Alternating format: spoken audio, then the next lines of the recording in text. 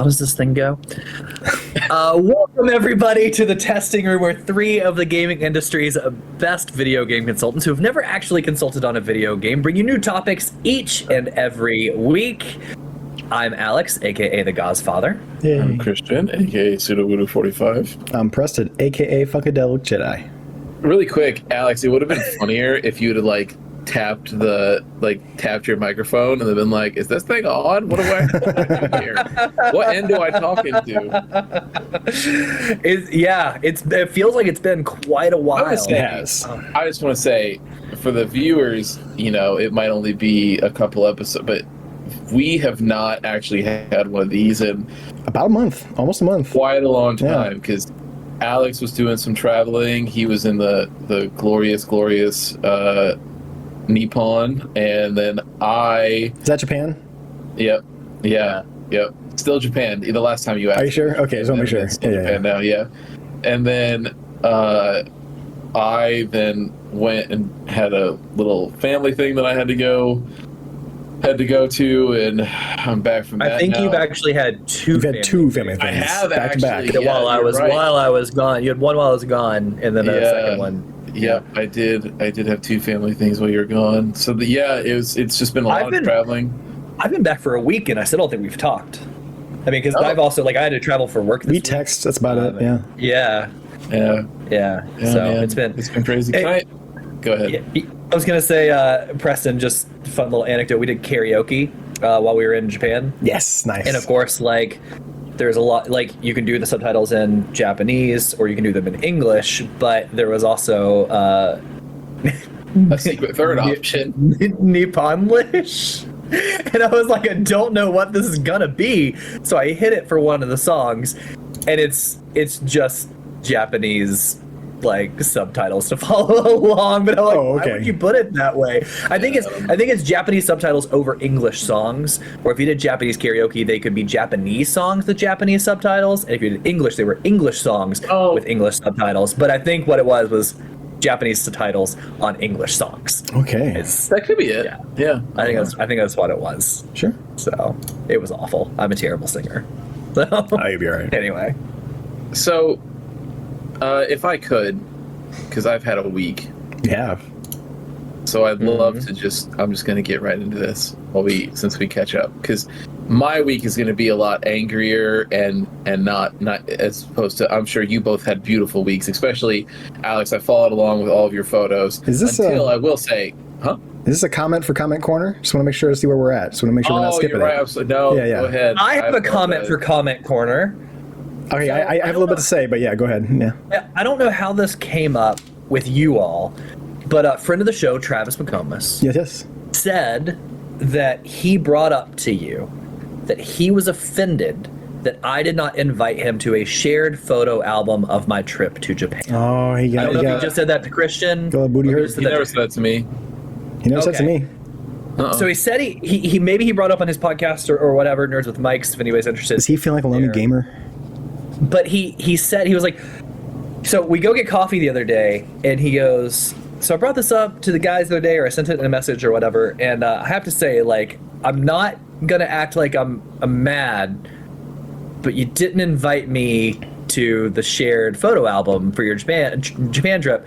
And maybe what it was, he heard you guys talking about on the podcast. We talked about it on the podcast. So he heard you guys talking about it. And he was like, "What the hell?" And I'm like, "Oh, did I I thought I did." I was like, "I can invite you right now. I'm really sorry. It's over." Can't believe." And he's like, "Yeah, that was kind of the thing, right? No, it's no big deal. It's on Instagram. Blah blah blah blah blah blah blah." And I'm like, "Okay." So I went in there. I went to invite, and what do I see at the bottom of the list? I see same thing happen to me. See Christian, I see Preston, I see Alexa, I see everybody at the bottom. Everybody accepted the Travis McComas invited. He never accepted it. I just want to call him out on the pod. Wasn't me. Because I had a similar thing, and what I found out was you have to go into your settings to allow those kind of invite. I figured it out with Preston. That's what happened to me. Mm-hmm. And so you have to go into your settings to allow that. So maybe that's what happened. I don't know. But I feel you, because there's people who but you did touch an invite, and you're like, the fuck you didn't. Going around. Yeah. Yes. So that's my comment for the Comment Corner. Friend of the show, host of Nerds with Mics. I did invite you, so don't blame me. Very nice, very nice. I had one comment. Thank you for everyone who has watched and viewed and commented on our Is Modern Gaming Lonely episode. We are almost at 400 views for that. That's the highest witnessed episode of us that we have. I mean, I've seen numbers for Audible and stuff like that, kind of shows where our podcast hits, and then they get up there. But man, golf clap to the lonely gamers out there who are watching our shit. I'm lonely every day. I just want anybody to know if they feel lonely as they're gaming, I'll play with you. You can follow us on twitch.tv/testing room. Cut that audio clip out and just use what you will.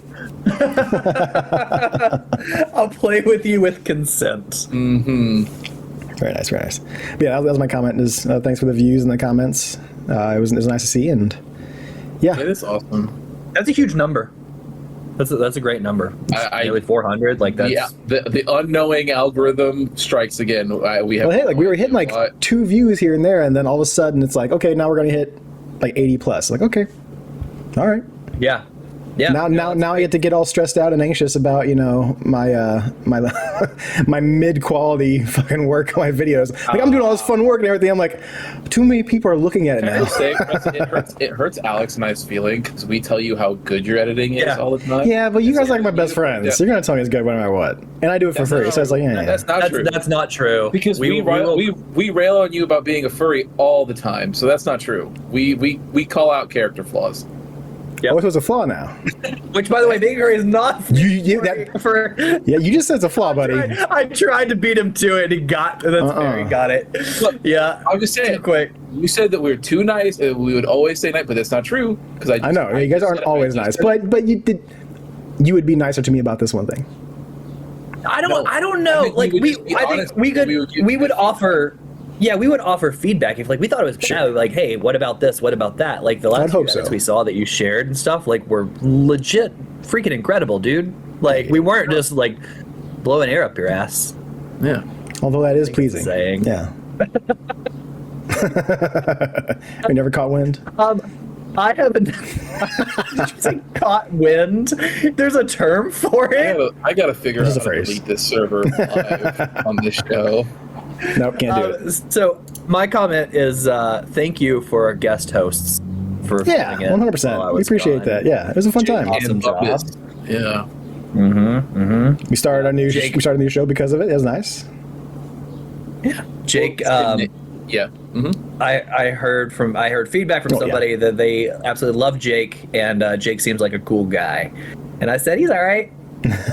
So there's that. He's a very cool guy. He is a very cool guy. He does a very cool podcast. He does. Two Worlds podcast and Anime Boys. That was just pure haterade coming through the mic there, Alex. But that's okay. We'll just he's been holding it in for weeks. He's got to let it out. I know. I'm not even angry. I've had good weeks. We'll talk about it. Me too. Yeah. Hey, June has been a blessing. Yeah. Let me. If we'll keep the anger go, I'll start my week. Yeah. Go ahead. Yeah. Start your week. The hate train. Yes, I got a lot of stuff to get off my chest, man. So first of all, what I will say is, before we get into that, what I was going to say before is, Alex, the photos, absolutely beautiful. Yes. You'll know, I went gorgeous through, photos. I liked basically every single one of them, except I think you and Allie, you did something really rude on your final day. Can I tell you what it was between the two of you? Sure. Okay. It was perfect. You guys did everything right. And then the last day, you just decided to upload 240 photos all at once. It's too much. That was me. So here's what happened. Here's what happened with that. It's too much. Every day was like, here's 40 photos. Here's 50 photos. Yeah. And I was like, perfect. I can wake up. I can have a glass of orange juice and some cereal. I can sit here and scroll through. I go, oh, dude, these are so cool. And some of them, I might even be able to catch you while you're still awake, like if you're going right to bed, and so I might be able to catch you with some of them, and so I'm like going through, I'm like, yeah, these are great, and then one day Alexa and I wake up and I look over and it's 240 fucking photos. I'm like, I can't do that. Where am I going to find the time My lunch. to go through these? It's too much. So what happened was, I was every day, even multiple times a day, depending on what we were doing, I would upload photos. So, like we might be on a train and we were just leaving one place to go to another, and I'd be like, okay, let's upload some photos on the train or what have you. But I was being somewhat conservative, and I would typically do it at night because we paid for internet while being over there, which was super cheap. So shout out to Japan for like saving us a ton of money. Nice. Yeah. But I was doing that, and then like something happened towards the end of the 2 weeks where I was just like, I didn't upload anything. Yeah. I was taking photos everywhere I went. I just didn't upload anything. So the final day, we're on the way to the train, and what Allie had been doing was taking my posted photos and posting those to her social media. She doesn't always like taking pictures, and she's like, "You take great pictures, and you do it. I'll take them." But she goes, "You haven't posted anything in 3 days. Like, what am I supposed to do?" And I was like, "I don't know."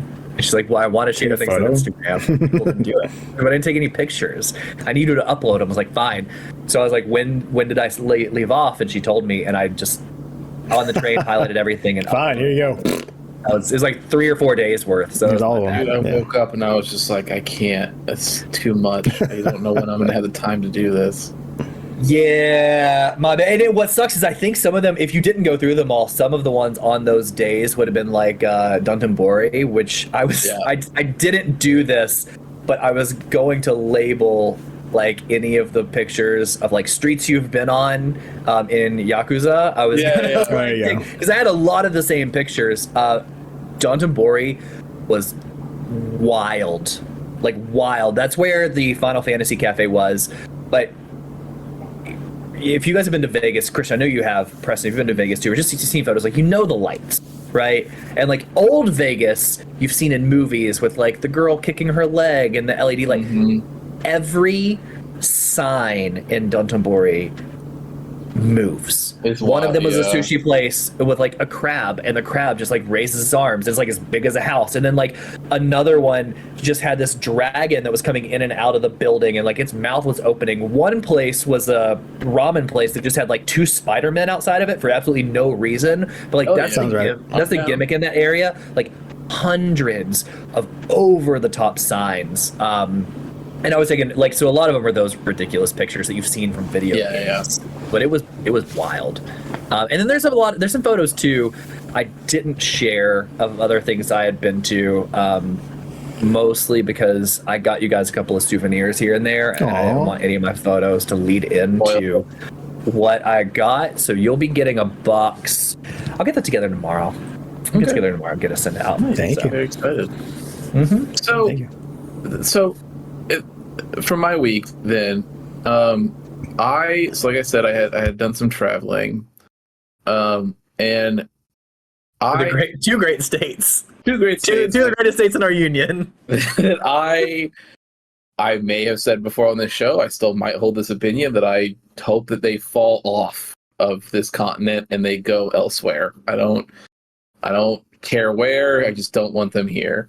Mostly for a couple different reasons, but not limited to, I think that if your state has such a, let's call it, problem, to be nice, with roaches of any sort of variety, shut up, don't talk. Palmetto bugs. And you have to try to, as Joe Dirt would say, French it up to make people feel better about the nightmare they find themselves living in, that they have to come up with a different name, which is hilarious. But everybody at home listening or watching, if you want to have a fun game, go into Google and type, is there a difference between palmetto bugs and roaches? And what Google will tell you is there is explicitly no difference between these two insects. So just so everybody is on the same page, it is so infuriating to be going somewhere that has a place like, oh, look at this giant whatever fucking place that I built, blah, blah, blah, blah. And they're like, oh, don't worry though. Like, and you're like, whoa, I just think I just saw like a a roach the size of my fucking fist, and they're like, "Oh, no. You didn't see that. It was palmetto bug." And you're like, I've heard a roach fly into a Fuck right off. I've had a palmetto bug hit a window at our house in Florida, and it would be like, boom. You're like, what is that? It's like, oh, a palmetto bug. It's pure hatred is what People, I feel there. Here's the thing, and you guys know too, because you've lived in the north, and Christian, you've seen like St. Louis cockroaches, not like the tip of your pinky. Yes. Like people don't understand if you haven't been to Florida and Georgia. It can only be that big off of the diet of whatever garbage food it finds itself there. Like, it is crazy how big they are. You can't step on them because like I don't even know what it'd be like. Like it would make an audible pop and it would feel like stepping on a rock because they're huge. Yes. Like it would be disgusting. You would have a literal mess to clean up. Thank you. Yes. It's so shit. So either way,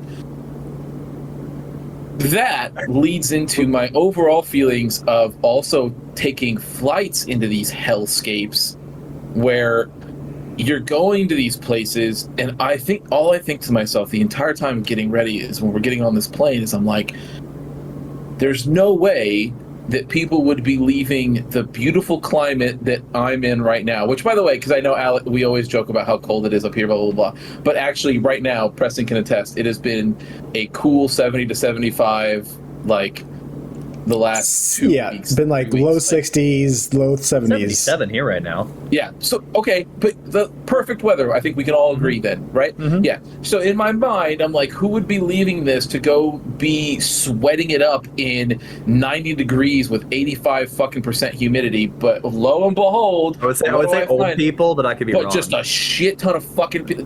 No, it's a mix, man. Sometimes it's old people, other times it's fucking like a family of 15 and all their I have cousins down there. Yeah. Row.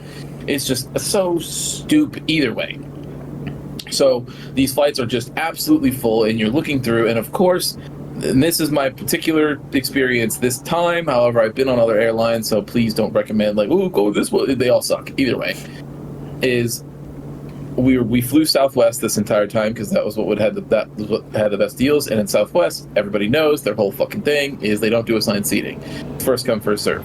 And the best part though is when it's a trash airline for trash people. So I'm sorry. I get into this moment where I say I've had nothing but success with this method in the past, and it's as soon as I get on, because I will always be in one of the first boarding groups because I'm immediate. Like the second it opens, I have selected please let me in, basically. So I get in, you go, and my first thing is I'm going straight to the back, and I want that way. Nobody likes the back. I've never thought of that. That's brilliant. I go all the way to the back, and I sit down, and I say, okay, everybody can fill these seats in front of me. People can look around, and by the time somebody comes in, if they're looking back, like if you're coming on the plane and you're like in boarding group C or whatever, and you're looking back and you're like, oh man, it's slim, I might as well just sort of find a seat as soon as I can find one, right? You're not going to go all the way to the back. Except for the 4 flights that I had, somehow, some way, people just come up and they will pass open seats and then come and go, hey, sorry, can I sit here? There's no more. I don't know. And you're just like, motherfucker, I know you walked past open seats. And so then, of course, Alex, my airline attitude comes out where it's just like, ugh. And so then you stand and like, Do you do window or aisle? I think that's integral to the story too. Like when you go to the back, what you said. I'm an aisle man. I need it for my legs. I got stretch out. I want to control if I get up or not. Yes. I want to have to ask exactly. You to. I got it. Exactly. I got it. Mm-hmm. So I will sit there, and so first flight we're going somewhere. One of these stories that I have on these things is, this is actually the only one I'll tell because I don't want to go too far into it. This is the one that I was telling you where the example that I brought up of a family with 15 fucking Brady Bunch children all coming on a plane all at once is not, I didn't make that up. It's something, it actually happened. Like they all show up for this fucking 7 a.m. flight. They're, come on, gang, let's go. And everybody fucking files in and you see them up, and they all just fucking go down. And Disney World, fam. yes, dude. And so the dad is at the last one on, he sits down. And he sits back, and the first thing he goes to do is throw his seat all the way back. And I was ready for it. I have my hand, and I pushed it before it could even go back. And I said, "That's not happening, man." And he like looks back, and he's like, "Huh?" And I was like, "No, my knee's right there. It ain't happening. Sorry, I don't know what to tell you, but you can't lean back." And he was like, "Oh, okay." And then started to look around to see if there was other seats to move to. It was like, nah, brother, they already shut the door and the seatbelt sign's on. It's too late. You have to sit straight up for this one. I don't know what to tell you. Also, you can't even lean back prior to hitting the 10,000 feet. Like your seat has to be upright during takeoff. So what are you doing sitting down before you taxi and just kicking that shit back? Because somebody's gonna walk by and be like, straighten it up. I think that in other airlines that would be the case. Yeah, this brings me to my next point. I have never seen a more lackadaisical attitude towards the rules than. So, I mean, the only thing I could think of is I'm sure like Frontier or Spirit Airlines are worse, but Southwest is just right. That like, I don't know about Spirit, but I fly Frontier every time I go to Orlando because it's like $39 from Atlanta to Orlando. Okay. Flying it on Sunday, and. No, Frontier is opposite. They're uber strict because they want money for everything. Like Sure. They'll measure your bag. They'll do like Frontier's usually got it on lock. They're late and their customer service is garbage. But if you're like me, you know how to travel, you follow the rules. Easy peasy. Noted. So then my problem, yeah. So this is that they just will they'll say the rules, but then they'll be like, hey guys, remember it's one check or one carry on, anything else has to be checked in, blah blah blah, and then inevitably you see some dickhead who paid to be like A+ priority, whatever the fuck, and he's got like 7 bags with him, and he's like, no, these are all going to the overhead bins, so everybody get fucked. And it's just so crazy. And they don't stop him. They just let him walk right by. You want to know my 2 least favorite things with Southwest and why I call it a garbage airline for garbage people? And I don't mean that to everybody. Right, not all Southwest people. Yeah, all Southwest people. It's 2 things. There's on average 140 to 150 seats on a typical plane. If you're in boarding group A or B, you're gonna get the seat you want. Maybe not the row you want if you want row 1 or row 10. Right, you're gonna get the aisle or you're gonna get the window. Yes, that's how absolutely. math works. Right, if I'm like A17 and you're a whatever, don't ask me what number I am. Don't talk to me. it doesn't matter. You can go in front of me. I don't even care. Just don't talk to me. Just line up and shut up. Or get in front of me and shut up. I don't even care if you cut me. I don't care. You're going to get your seat, right? So that one. And then 2, because you don't have assigned seats, that dickhead you were just talking about with all the bags putting it up, the A people will put their bag as soon as they get on, walk on, bam, first thing, and then walk to the back. Put your bag where you're sitting. Oh, dude. It's the worst. It's so anyways. So all that being said, I was sitting there thinking to myself, and I'm just like, God, I hate airlines. Like, I'm just like, you guys, during the pandemic, you almost went bankrupt, and you went and you rattled around a can like you were a homeless person. But please, spare change. And then you were like, they got a shit ton of taxpayer money, and the first thing they do after they get bailed out off the back of our money is continue to make the experience as shitty as possible. And I just want to say, and this is a broad statement to every airline, you're lucky I'm not in power, because I would have let you go bankrupt. I hope that in my lifetime I see you all go under and new, nicer airlines take your place, because you suck. Now, going forward, I was sitting there. Oh no, keep on. Yeah, keep on. Yeah, I was sitting there. I was in my anger, just stewing about all these things, and we're on the plane, and this also happened on my flight home today.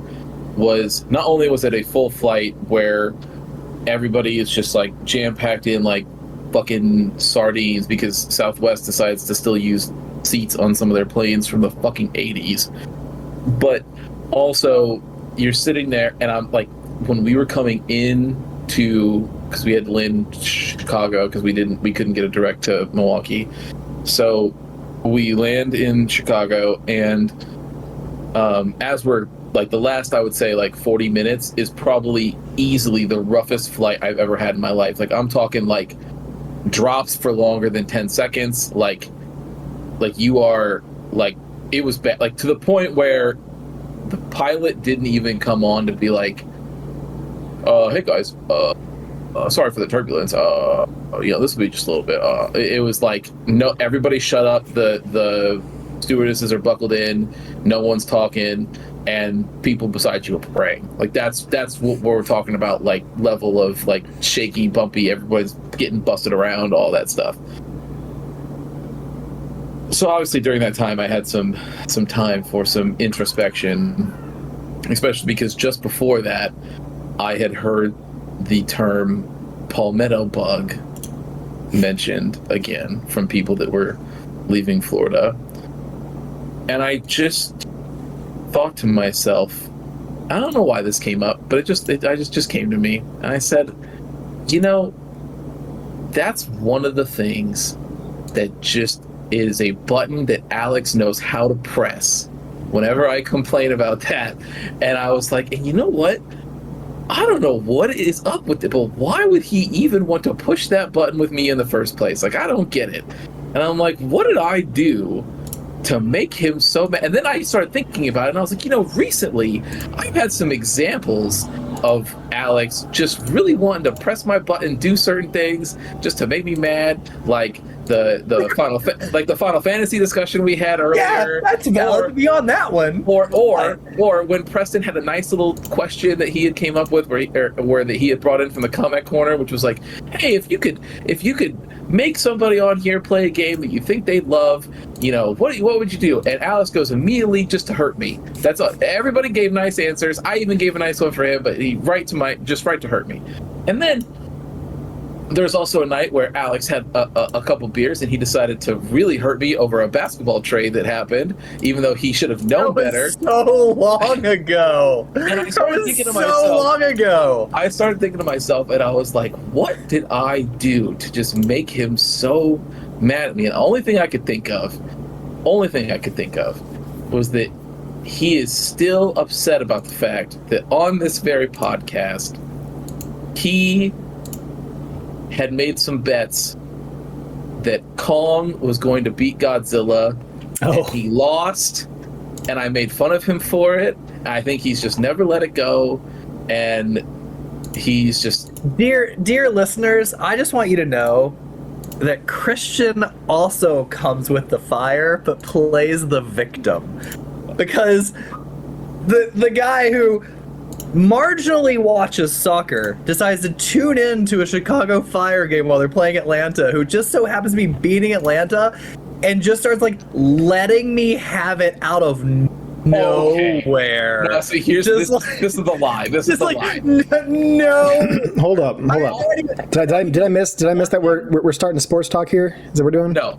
I just want people to know that he's playing the victim. The message, just so everybody, the context, just as good as he gets. Make sure. The message he got, just so everybody is clear, is that yellow card was BS.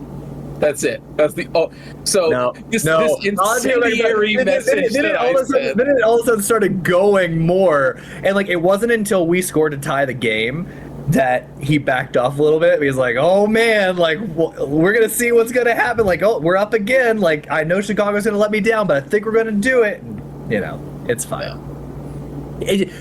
All that to say, he gives it as good as he gets, and better usually. But yeah, that was just Can I add something to your airline thing, like just your hatred for airline? So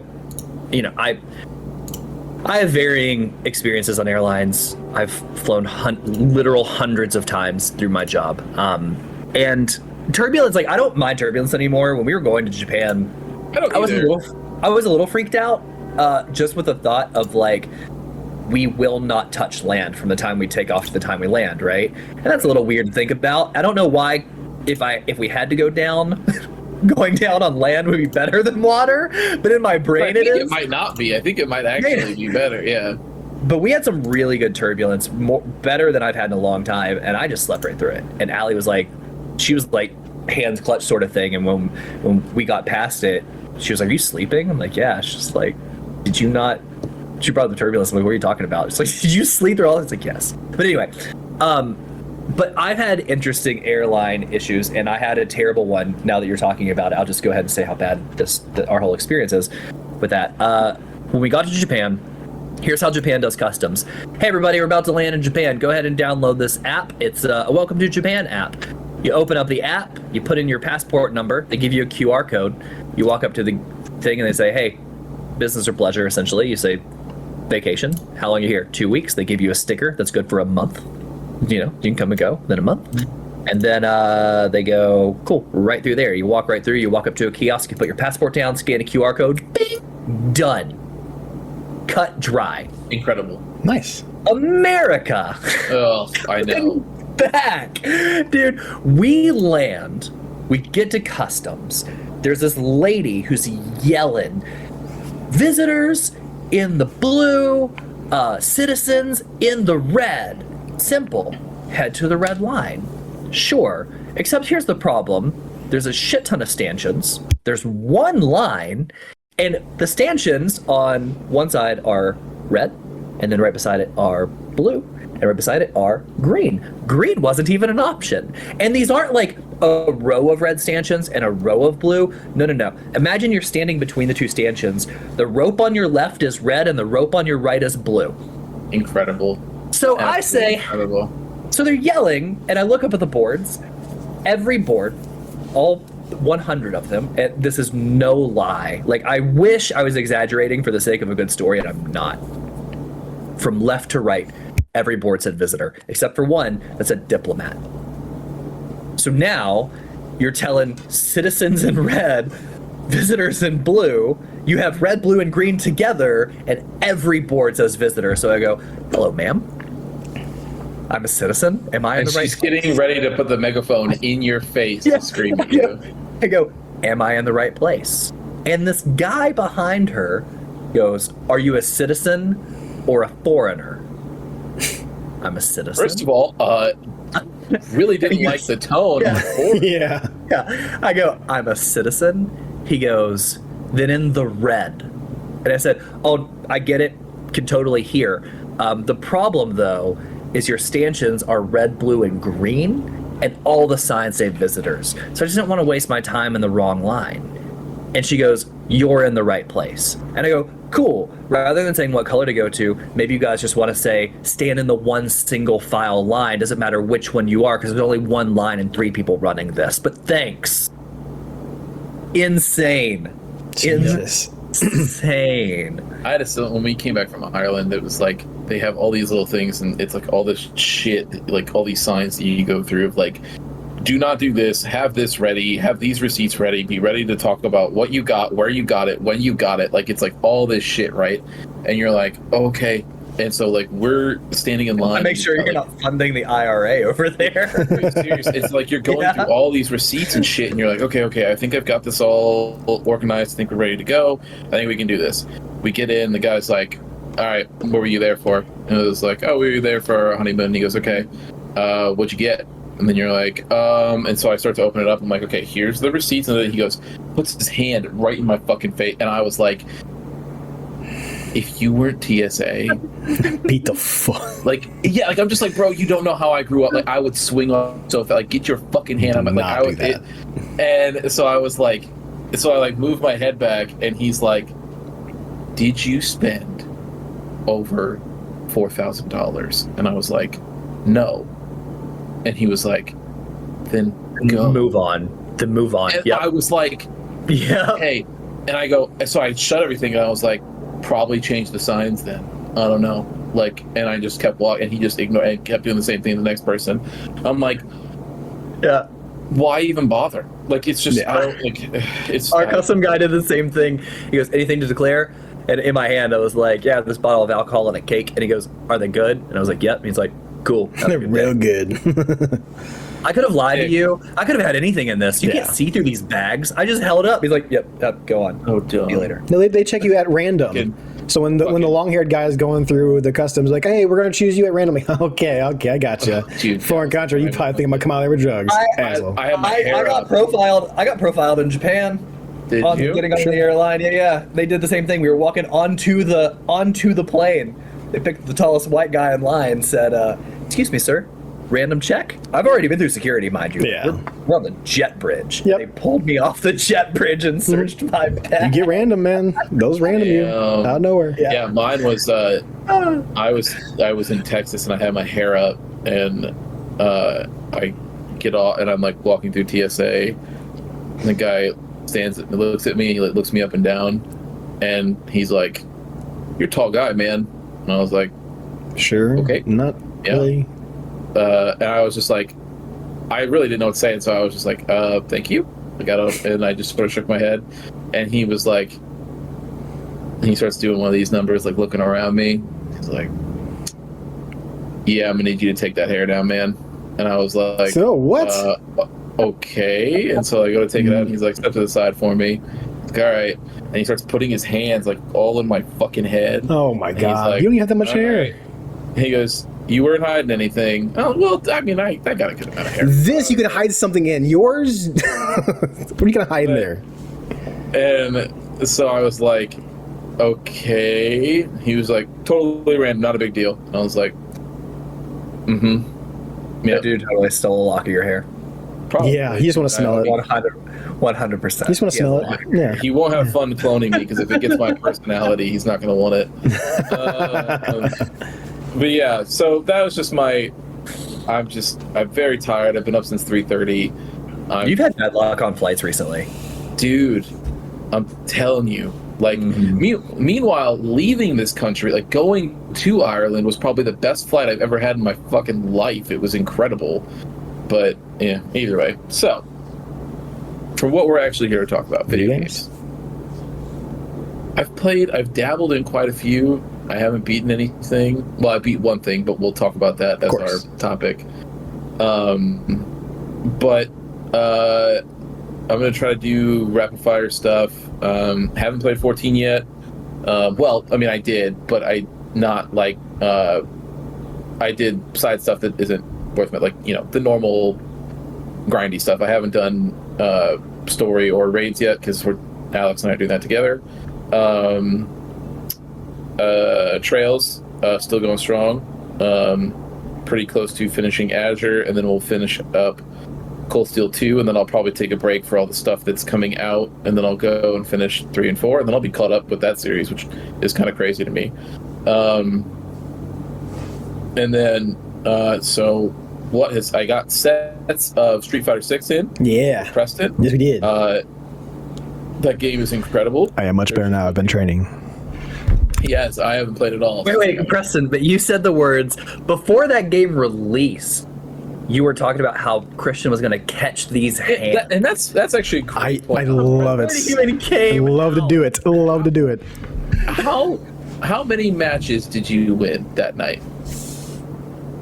A big zero. So the audio podcast, it was a big old fat 0. I love that. So that is what you added. Okay. We got a soundboard. Discord has soundboards now, ladies and gentlemen. I can put my own in there. If I want to do anything right now, like I asked you if you were doing sports because I wanted to catch you. Oh. It's a drum line. Oh, yeah. Okay. Because I don't do sports things, so like that's the closest thing I know to sports. I like it. But I got a couple other ones. Acclaimed movie with Nick Cannon. Yes. Yeah, I do. You know what? That was actually from that movie, actually. I'm not lying. I like that movie. That was the drum beat from Drumline. I like the movie. I am not shocked that the closest thing you think of to sports is Drumline. I also have some that I didn't finish, which was going to be me choosing a Pepper quote from Dodgeball. Do you guys know who Pepper is? Yes. Yeah, okay. Sergeant Pepper. No, the commentator. The sports commentator for the movie Dodgeball. F&A Cotton? That was like... Yeah. Oh, yeah. I didn't know his... I thought the Dodger, Reg old Dodger guy. team was Pepper. No. Who's he? I haven't watched that movie in forever. All I did was look up Dodgeball commentator quotes, and I found out the dude's name was Pepper. Got it. Okay. Either way. What was I? Oh, so Sorry. Fire 6. Yeah. The game is incredible. There's no two ways about it. It feels so good. So good. Oh my god. The net code is incredible. Like it's just. I know we talked about this at length at the beta, but it's so fun. Also, the character creator, boy, you can make some horror. Me and Christian were sitting there getting ready to go to the kiosk. Like this one, I'm like, okay, let me choose my character real quick. As soon as it does, one guy walks by us, both will go, "What the fuck is that?" This like little hobbit-looking dude with these giant arms comes walking by. I'm like, oh my god. There's one that's like just male genitalia that I sent to press. Yeah, I saw that I was one. like, that's literally just what it is. Yeah. It is so wild. I just Googled just for fun because I remember doing this. Male genitalia? No, thank you. Just worst Street Fighter. Oh, it's still in chat. Same one popped up. Still in our Discord chat. If you look at it, worst Street Fighter 6 character creator. Dude, they are terrifying. They're great. Yes, yeah, but They're horribly it's great. great in the same way because it just lets. It just shows how far you can push it. And the best part is that you have to fight with that character. Like, so that's your World Tour character. Yeah. Those hitboxes that you make and like hitboxes and hurtboxes for that matter are all based on your proportion. So like if you have what if your head's really big?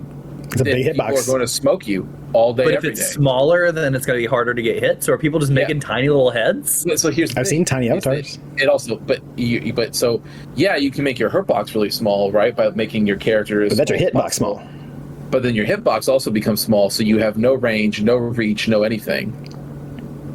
So it's a give and take, right? So it's actually like it's smart that they let you go this far because you can push it as far as you want, but you don't actually end up getting the advantage that some people. Because I had the same feeling. So look in chat right now. Right? Do you want me to look up on chat for the viewers too?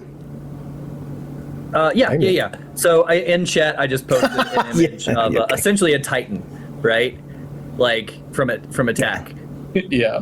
He has big arms, but a dinky little head. So would it actually be harder to hit his head because it's so tiny? Well, head, but you don't got to worry about that.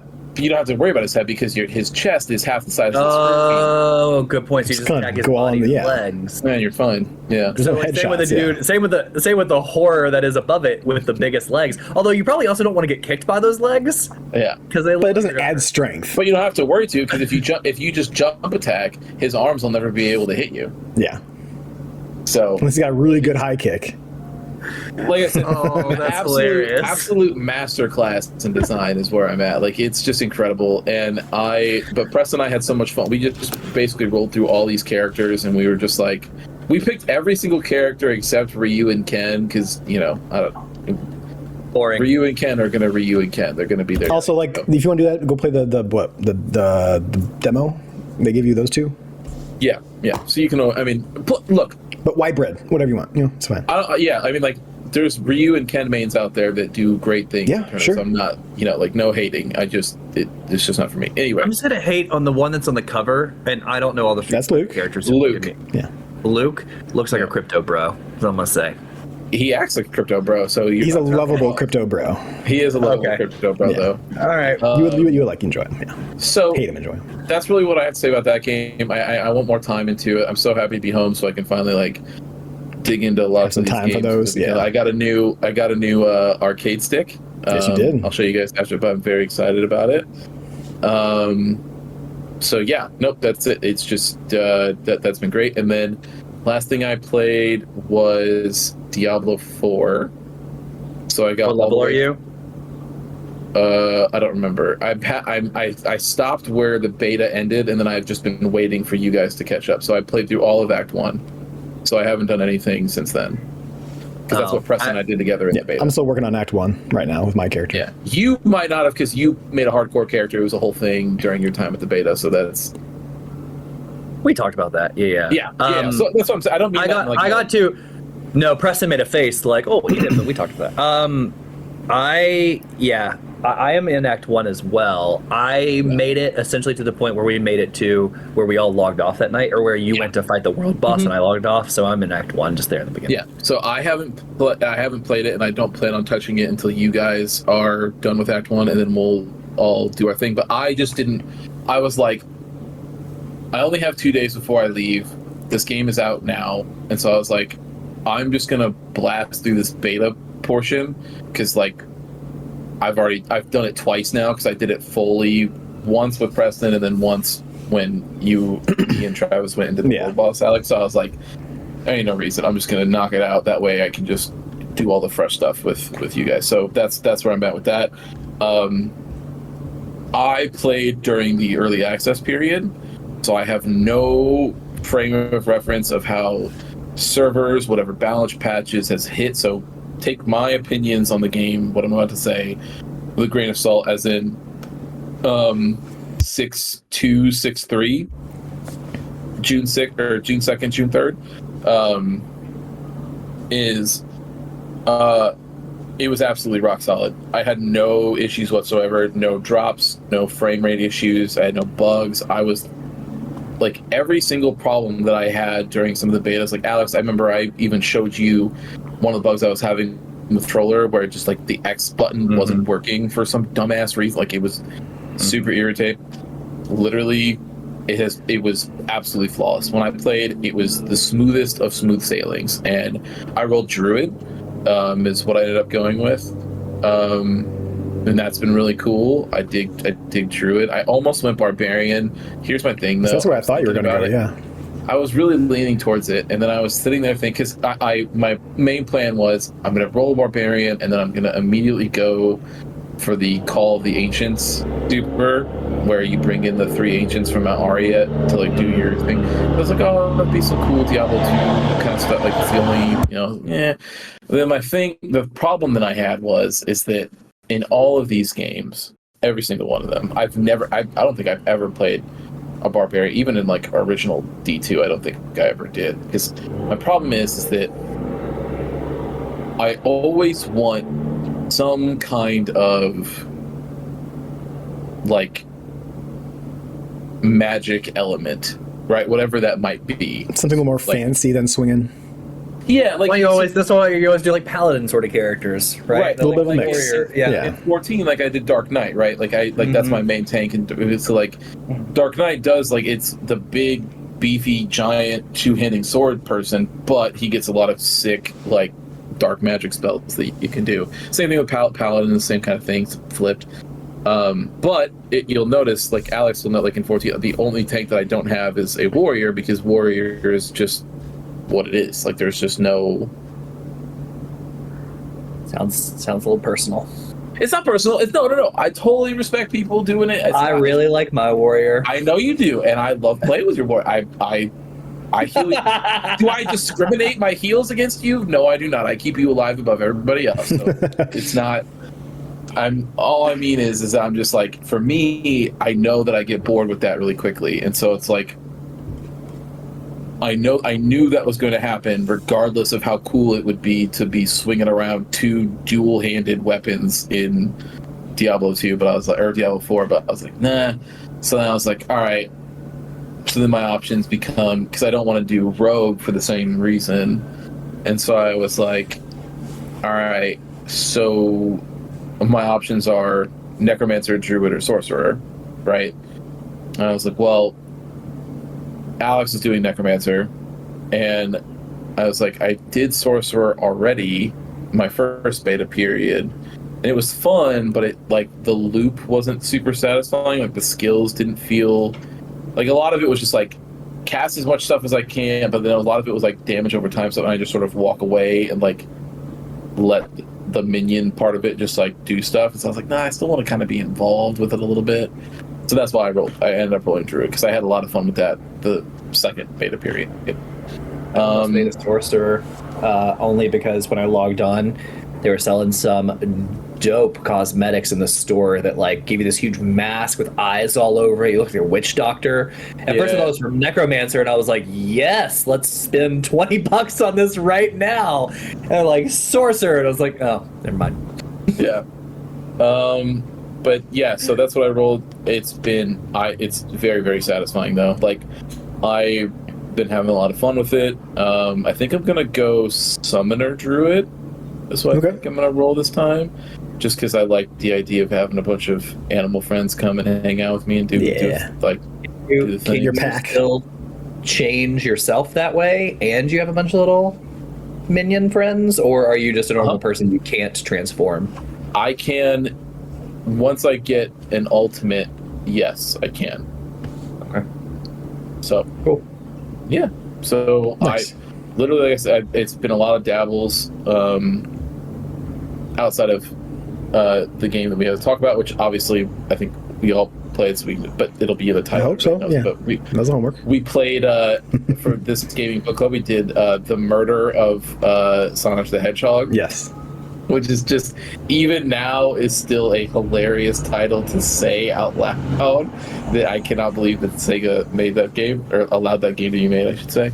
But yeah, so that is the only game that I've actually finished throughout this whole time period. But yeah, that is my week. Okay. I don't know, fucking an hour long into this episode, I'm sure. It's fine. We're fine. Preston, do you want to go next? I completed a few games. Go ahead. Since the last time we talked, so you can go if you want. I got a big chunk. Go ahead and go. Okay. So where do I start? We'll start with Dredge. Beat Dredge. Nice. Super good. What ending did you get on Dredge? What ending do you think I got on Dredge? Did you get the bad ending? Of course I did. Okay. Of course I did. I don't. Of course. He doesn't get to the point. So first of all, this game at least is done in a way where I found my ending intriguing and satisfying. Yeah, I thought it was interesting, right? Unlike The Witcher, where I spent all the time like, right, like I got to do it again. Like this one, I felt satisfying, and actually it fit kind of well with the type of game. I don't want to give any spoilers, but we talked how there's like a little tinge of like some eldritch horror aspect to it. There's more than a tinge in that game, but yeah. Yes, but I got the bad ending, and to the point where I got the ending, and I was like, this could be the ending, or there could be multiple. So I'm going to Google to see if there are, and they're like, yeah, there's two endings. I'm like, yeah. I was like, yeah, that makes sense. Cool. But it was satisfying. I liked it a lot. It's the art style is great. Like the game is polished as hell. Like I will keep that game on my Steam Deck. Because it drops you before the end. Yep. And I was like, there will be times I can see myself popping in this and just trying to complete out like the book of like all the fish. Because I think I caught like 82 out of 138 or something. But like the game is so good, I can see myself just popping back in, leisurely going around, doing some fishing to finish it out. And that loop is satisfying.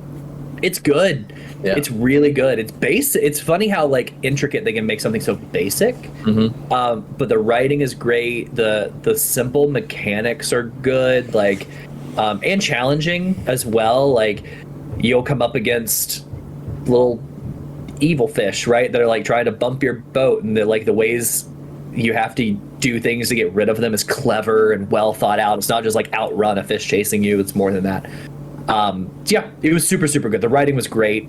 It really well done. So I had a lot of fun with Dredge. It will stay downloaded. Did you do the thing I told you to do, which is at some point go all the way north as far as you can with maxed out paranoia? No, I don't remember you telling me that. I will have to do it. I'll have to do it. Okay, yeah. Just literally get your paranoia up. Go straight north as far, like no island, so just dead center of the map. Go straight north, and then just sit and sort of hang out. I showed it to Preston. It is, it's something. Okay, yeah. I will do that. So yeah, that game, we'll see. Right now, as we stand, it's 100% on my top 10 list for this year. But this game is so loaded. Who knows what the end of the year is going to be like. Yeah. But right now, it's that good, and it's a little indie game. The team is not big, so kudos. to Yep. that game, Text 7 or whatever. They're like a fantastic game. I beat another game right before I left on vacation, like the day before. I beat Jedi Survivor. That game was so satisfying. Yes. So satisfying. Christian, I cannot wait for you to play it so we can have a spoiler cast on it. It's phenomenal. Yeah. It's one of those things where, like, the first game was so well done, and the bar in my brain was set super high, kind of like the new Spider-Man movie, which I haven't seen yet. I'm gonna see Sunday, right? Same. First one was so good. Seeing it Sunday. Yeah. The first, good. The first one was so good. Like, in my head, the bar is set so high, and it met those expectations, and even subverted some of my expectations throughout the story. And they did a couple new twists and stuff, and super well done. I can't wait to go back to that game and continue to do all the side stuff. As soon as I get free time, cannot wait. That you couldn't do without the game exploding. I couldn't do without the game breaking. But I've noticed I had like 4 gigs worth of patches since I've come back. So is it fair to say that even with all of the performance issues that you had, and you had quite a few, the game was good enough that it hasn't tarnished your memory of the game. Top 5 games I've played so far. Wow. Incredible. Story's Really great. Well, keep in mind, the only issues I was having was on the hub planet. The problem is all the side stuff takes place on the hub planet, so I missed a lot of that. But the story wise and gameplay, like, I just remember your anger level at some of those text messages was. I was losing my mind. It was very frustrating. Because it took me a long time to figure out, don't go to the hub planet and you're fine. Took me a majority of the time to figure that out. But once I did, it was great. So I beat those 2 games. We'll talk about Sonic. Oh, I beat Tears of the Kingdom. Nice. Yeah, that's right. That's right. Sure did. Yeah. I sure did. What's your time? What's your time looking like? How do you see that? I don't know. I'm asking if you just know. On your on you go like where the friends list is at. It shows like how long. List. Yeah, it's you already said too much. 30 plus hours. Yeah, you already said too much. I might be able to find out for you. 30 plus hours. 30 plus hours for sure. So, and I'll tell you why, because like the way it was played, it's the only thing I took to Japan. I took the Switch and nothing else. I didn't take the Steam Deck, so I played it a little bit on the plane out there. I played it in the evenings when we were chilling out. I played it on the train now and again if we had a couple-hour train ride, and then I played it majority of the 9-hour flight back. And then I played it as I traveled this week for work. Played it in the hotel in the evenings as well. So I'd say over 30 hours. For people that are wondering, I think I did what in the screenshot was like 87 shrines out of the 152 that exist. I had 25-ish hearts out of the possible 40 you can get, and that's really all shrines, to be fair. And I got the gear that I absolutely wanted to get before the end. So I got the Master Sword, I got the Helion Shield, I did the forest and all that good stuff.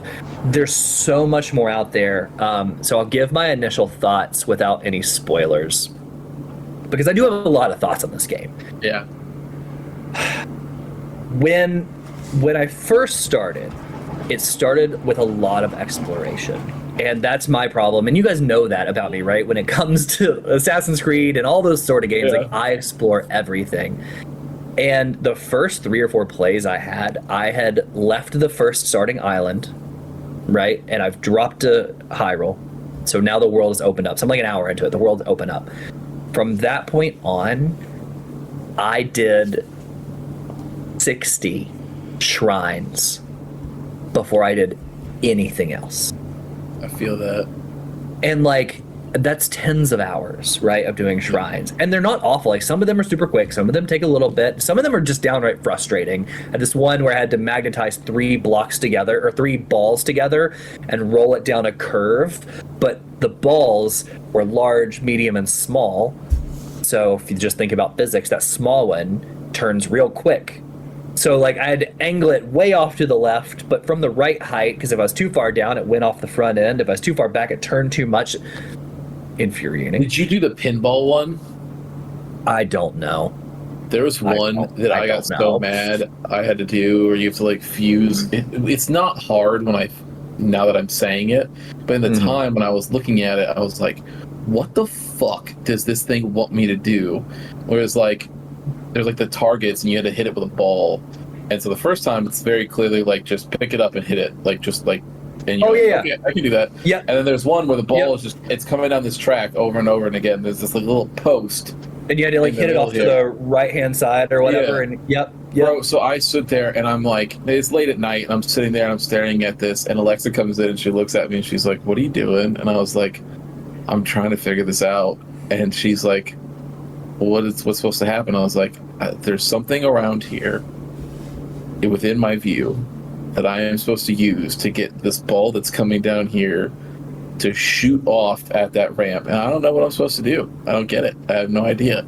Until maybe, I don't know, like 5 minutes goes by and I see the fucking pole on the side and I was like, and I like move the thing and watch like the little post go like this over and over again. Yeah. And I was like, I just threw my head back and I was like, I am such a fucking idiot. And she's like, okay, that's a little dramatic. And I'm like, I just figured this out and I feel so stupid. The amount of shrines I went into. Okay, we're gonna have to put rules on this because he's gonna go nuts with it. So I'm home back. Trust me. I love that.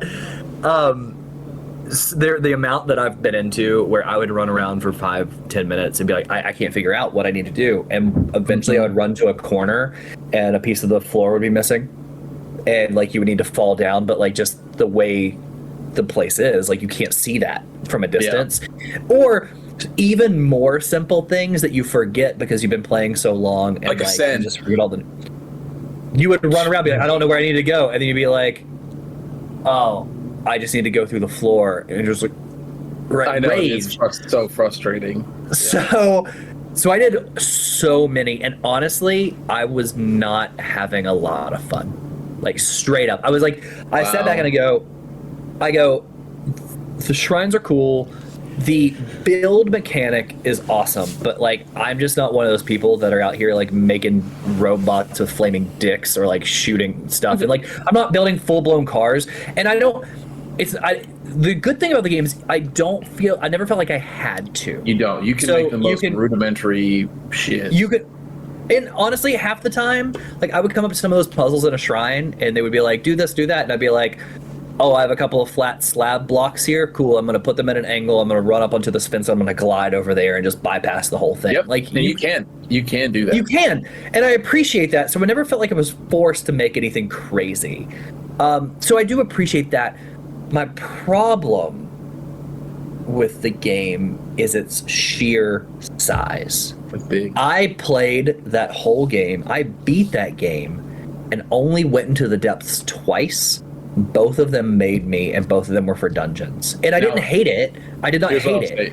Just so that everybody's clear, the depths, I think we briefly touched on this in another episode, but the depths are basically this under part of Hyrule. However, it is the exact same size as the overworld. Like, it is just as big. I think that it's like there's a lot of people who are saying this game is bigger than Elden Ring. I think it is. This is the biggest game that's probably ever been made. I think it might be too. And I did not like the depths. I think they're interesting. There's a lot to explore, and I think people will like them. So I probably have a hot take on this. I avoided them. I can tell you, you already do. What? Like, based on what I know about like people love the depth, sure. So I'm sure whatever so I'm sure whatever take it is hot take. That's fine. But that's because people are probably taking it for what it is. They're not thinking too hard about it. All right. The depths. The only way to travel in the game, like in Hyrule, to fast travel, is between the shrines. There are no shrines in the depths. Instead, you do light routes, and these light routes give you fast travel points. But with the light route, you essentially touch the top of it, and it lights up an area because the depths are completely dark. So you touch those things to light up the area, right? There are like 65 light routes to light up the entire depths. So all you're doing in the depths is turning on light switches. That's it. Yeah. You're in the dark, and a map the size of Hyrule, and the objective is to flip on the light switch, but you're flipping on 65 of them. That's it. That is the game objective. The other part is the exploration, which is the same thing as the top of Hyrule. Yes. Which is all totally optional. You don't have to do it. It is. And that's what I mean. Like, that's, again, like, I appreciate the scale. I appreciate that nothing forces you. But that's why I didn't go into them, right? Like, because I had so much of my fill with the other stuff. I did 60 shrines. I'm like, oh my gosh, I've done so many. I've spent like tens of hours. And I go, I've done less than half of the shrines. And then I get into the depths and I hit a couple of light routes. And it's like, cool. You have 3. I think I ended up getting like 14 out of 65. And I can promise you, listener or watcher, 14 out of 65 seems like a pretty good number, right? It's like more than 10%, if you will. But map-wise, I had less than 1/25 of it lit up. Yeah. And like that to me, and again, it's not for me, doesn't sound fun, at least right now with all the shrines I did up top, to then go down below and turn on lights. It's the same thing as when, like, I think when people got upset after they did all 900 or whatever, you know what I mean? Like all the there's still 990 Korok seeds in this one too. I'm sure there's, but I'm like in the first one, everyone was like, I can't believe I did all this and Nintendo gave me a big piece of shit. And I was like, I think ever since that moment, people should have been like, I think there's no shame in going into Tears of the Kingdom and going in and then getting exactly whatever your fill of it might be, and then being whatever that might be, 400 hours, that might be 30 hours, so that is, right? That gets to this point, which is I was not having fun at first, and then I went and did the Wind Temple, which was the first one. The first one I did, right? And I was like, that was really fun. So from that point on, I mainlined the story. I would hit a shrine if I came across it on my way to wherever, but I mainlined the story. And I had a blast. So if this game came out 2 years ago when we were in a drought for video games due to like the pandemic and other stuff, and this is the only thing you're going to play, you could play this for 10 months and still find new stuff, right? And now that I've stepped away from it for 2 or 3 days, I'll be excited to go back and explore more when I'm ready. But all at once, for me, too effing big. But once I mainline the story, I have to say, the story got wild. Like, you get to a point where you're like, in typical Zelda fashion, like, oh, I've done all the temples. You're like, cool. And then they throw something at you, and you're like, interesting. I'll go do that, right? Like, I have to go do this for the story. Let's go do it. And then they're like, all right, we're going to make our way to the end of this thing. And like, you're expecting a fight with a big bad. And instead of that 10-minute fight with a big bad, you still have an hour and a half left of stuff to do that's story-based. And then the cutscene itself isn't just a short little cutscene. It's like a good 7, 8, 9-minute cutscene. It was wild. Nostalgia for me will always have Ocarina of Time as my favorite game. I know it's not the best story necessarily. Everybody has their own opinion on that. But for me, like, nostalgia keeps that game my favorite because I know, like, the back of my hand. I played it this past year, right, in like 3 days or just whatever. This story, though, I think might be the best, in my opinion, the best story they've ever done. Like, instantly, like, jumped up there. So to your point, Christian, like, your mileage will vary, but what I would say is play it the way that you want. If you're not having fun, move on and go do the things you enjoy, because there's so much, and maybe you'll come back to it later. That's probably what I'll do. The story for me is like a freaking 10 out of 10. It was incredible. I am so excited, like, for you guys to play that and finish it. I know Travis is playing it or about to move on to it, and I told him to mainline it too because he was kind of feeling the way I was feeling. The story was dope, and I'm so excited.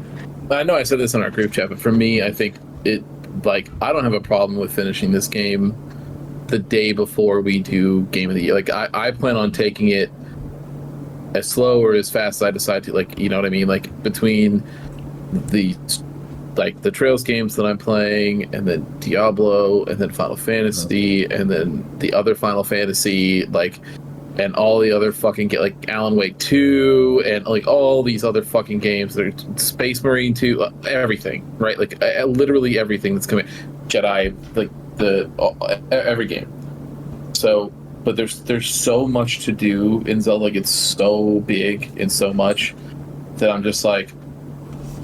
But the fun that I'm having is just like, I haven't done, like, I think I've done the Wind Temple and that's it as far as mainline stuff. But I've just been running around just doing random shit. Like, if I bump into something, I'm like, yep. Like right now I'm doing the snowboarding stuff on the mountain and like doing that shit. So I'm like, I didn't even see that. Yeah. So that's my point. Is like it. The stream. I tell you what, the streamers that have like almost 100% of this stuff, I want to be like, oh, I respect you, but I wonder how many of you actually don't enjoy doing it and are doing it for the views, because like the shrines are fun, but like not 152 of them fun. Like 100 of them fun. Or 80 of them fun. I haven't seen enough shrines because I've loved all the shrines that I've came across, but I have not done nearly as many as you have or as the total. But I will say I think that genuinely people, because of the building aspect and the shit that game frees up and lets you do, because it basically just gives you dev tools. Like I've said that before in the other episodes, but like that's really what it does. It's like, yeah, those powers that you get are dev tools, like sticking things together, making machines work, and then having the ability to like throw yourself in the air and do all this other shit, and like is just absolutely insane. Like I saw they take them away in shrines though a lot of times. Yeah, that's my problem with the shrine. When you have so many, you can ascend and you can fuse, but only with what they put in there. So you can't create crap out of nowhere.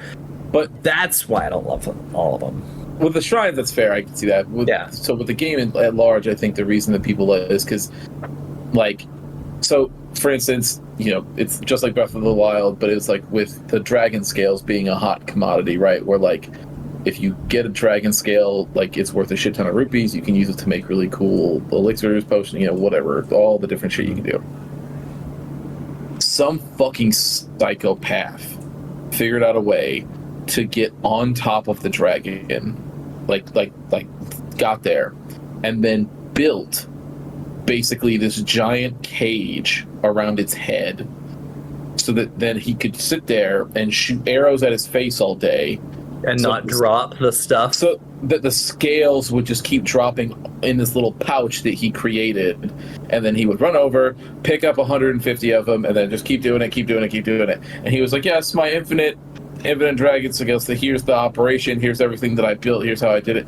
And I'm like, the reason that I think that's like, is that the amount of freedom that you have to be willing to trust the player with some of those to be able to do that kind of stuff is very. We do not see that in games ever. Yeah. Like, but because all the videos we do see are the dude creating 3 dick rockets, and killing a cyclops with it, which is absolutely sick too. But that's my kind of point, is that so they actually have came out recently and said that this game was done a year ago. This whole last year that they've done was strictly QA based and polished, like just to really fine tune everything to make sure that players weren't going to run into anything that was just going to explode the game, basically. And I gotta say, the fact that you can look at something like Alex, to your point, like there's some puzzles where it's like, I don't really feel like dealing with this. I'm going to stick 20 slabs together, and it'll be the longest bridge I've ever created, and I will take it from where I'm at now to where I can very clearly see the end being, and I will slap that down, and I will walk. And you would normally, any other game in history would be like, no. That's not how you're not doing that. This game was like, hey man, if you thought about it and you figured out a way to bring all those slabs with you, and you got 20 of them, skip right to the end, do it. Who cares? I did that with a lava temple, like with a lava shrine. The goal is like lava and water, and you were supposed to have like 3 boxes, and one was ice, and one was wood, and one was like steel, and you had to stack them on top of everything. I'm like, this is stupid. You're like, so, no, I don't think I will. I didn't. So what I did was it was just dropping these ice blocks out of the ceiling, and I was just using my catch, and I would catch it and toss it in the lava, catch it and toss it in the lava, and when it tossed in the lava, it creates like a hard lava bridge. Yeah. So I created like 10 of them, and then just picked them all up at once and dropped them and put them all on one bridge, lifted it and laid it down and just walked up it. I was like, I'm not, whatever your puzzle was, I'm not here for it. But that's my thing, is that I think That is the puzzle. Yeah. like that is a level of design that you just don't Nuts. see anymore, or not even anymore. I see a period like it is. So I appreciate it. Yeah, I really do. I really appreciate it. I mean, the game is incredible. It really is incredible. Like I said, it's just some things they could have cut back on. Like, I wouldn't even care if you had 152 shrines if shrines weren't the only way to get hearts, right? So, like, you are forced to do a certain amount of them unless you want to. Not really. You can go do that game with 3 hearts and call it a day, right? But for most people, you're going to want to get some, and that's the only way to do it. So I wish that wasn't it. But that's kind of it. I mean, really, like the rest of it was great. I will go back to it, and I'll keep exploring, doing other stuff. Where I think the game shined was the main story shined, and the side missions shined. The side missions are great. Mm-hmm. I think better than the shrines and the other stuff because they take you into places and you explore places you wouldn't typically find unless it is by accident. So that's all great, but also there's like 117 side missions too. Like they were not screwing around with this. It's all too much in a good way, because they don't ever force you. Like I said, if you are one of those without people, like going underneath, right? Because I know there's people like this that do like just like our Madden and FIFA people, like that's all they play. I know that Zelda is the same way for some people. Yeah. If you are that person, this is the game of the generation. Oh, my cousin is that person. He's like, that's all I'm gonna play. That's all I'm gonna play all year. I'm like, yep, okay. That's all he does. And you all he can, needs. absolutely. Yeah, that's all he needs. Yep. I could easily play this game for 10 months. I was telling Travis this on a call the other day. I was like, I could play the game for 10 months. If I had 10 months to play it, it'd be great. And that's why I think a year ago or 2 years ago, it would keep me busy forever. This year's kind of a problem because System Shock just came out at the end of the month at Final Fantasy 16. Diablo I downloaded today. Like, I already have 3 games this month alone, not counting what's coming out in the future. So it was great. There is no way that game will be out of the top 10. Personally, it's not my number 1 because I was overwhelmed by how much. That's because you can't put something that already has a spot. Hi-Fi Rush is already number 1. So it's right there. Too late. He hasn't finished it, so yeah. True. Also, that was another piece of news that Travis linked to the group chat. I'm trying to think if I finished anything else. I think that's it. I did play some Diablo. I got to level 11. Did you pick Sorcerer? No, he did Necromancer. I did Necromancer. Okay, I thought you said pick Sorcerer. No, I thought about it because the dope gear, but I did Necromancer. I ran around with a sorcerer that was helping me out a little bit earlier, just shooting lightning like crazy all over the place because I was rolling by myself. And then when I got in the overworld, a few other people ran around with me. See him. Yeah, she was emoting. She just kept emoting, and I kept hearing her character be like, "Follow me, follow me." I was like, "Let's do it. I'm down. Like I'm here for the levels. I'm not here for anything else. Let's do it." Looks gorgeous. There's little things that attract me to a video game, and sometimes a great use of a color palette will attract me to a video game. And due to something about the drab gray of the Necromancer, but like highlighted with that weird teal blue flames and magic that like I totally dig like that look, for this game. So I'm excited. I'm excited to get into it. Did not die, so I should be playing on hardcore, you know. But you'll be fine. There's more characters you can make, and one of them will be hardcore. You can play that run with me. So to Christian's point, I was doing fine on hardcore because I didn't know I was on hardcore until I realized I was on hardcore, and then the whole thing changed. Yeah, then you fucking worry. Yeah. Yeah. Then you play a different game. Yeah. Anyway, so let's get into your week, and then we'll talk about. Okay. Yeah, and then we'll talk about Yeah. I've had a week. These 2 boys have been gone. I've been a very lonely gamer because I haven't been able to play with them. But I've been getting into Street Fighter 6 a bit more.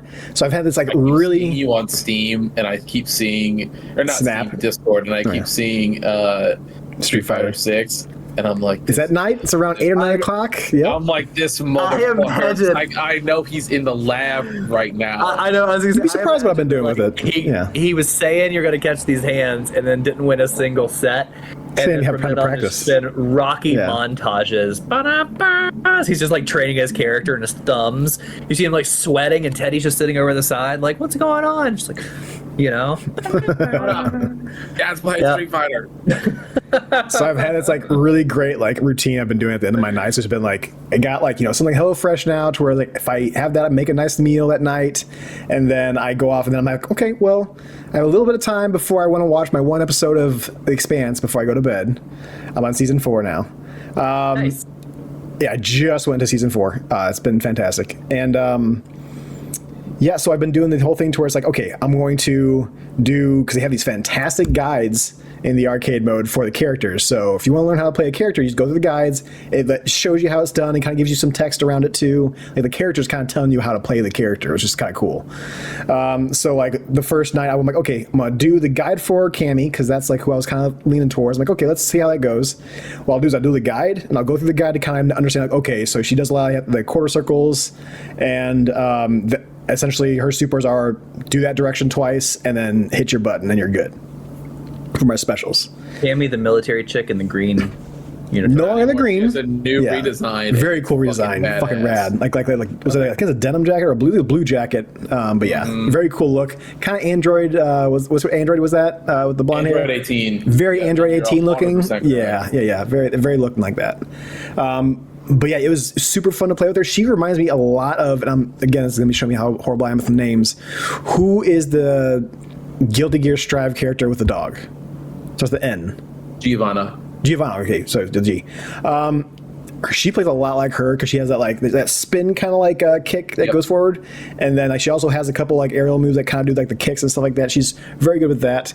But my great little routine I have at the end of the night is I'll do the guide, I'll go through that, like, okay, got the idea of it, and I'll play like the 5 mission arcade story mode version for them, which you get like a nice little like beginning story, and then you fight 2 people, you do like the truck beaten points, max points kind of mission in between, and then you do 2 more, and the last one is like a story beat one. The middle 2 don't really do story beats.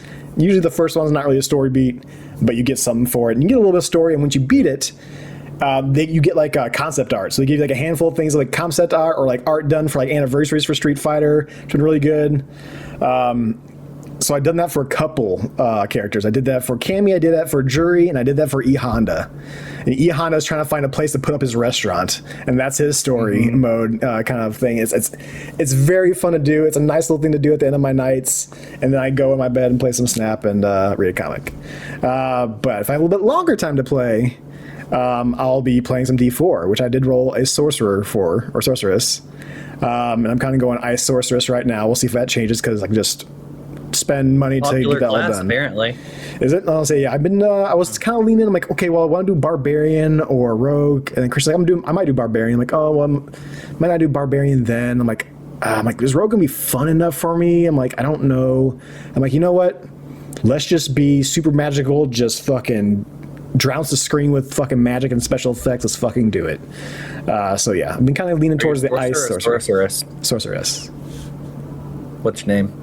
Lilu. Okay. I changed it up a little bit. Did she have orange hair? No. Okay. Fair enough. Does she look like your other characters? I don't think so. No, not really. This all is that just matters, brand new though, OC. all that matters, though, Christian, the sorceresses have underboob in this game. So. Oh, okay. I think the Necro's night too. That's okay. But yeah, I haven't gotten through all of the first chapter, act, whatever you want to call it, act.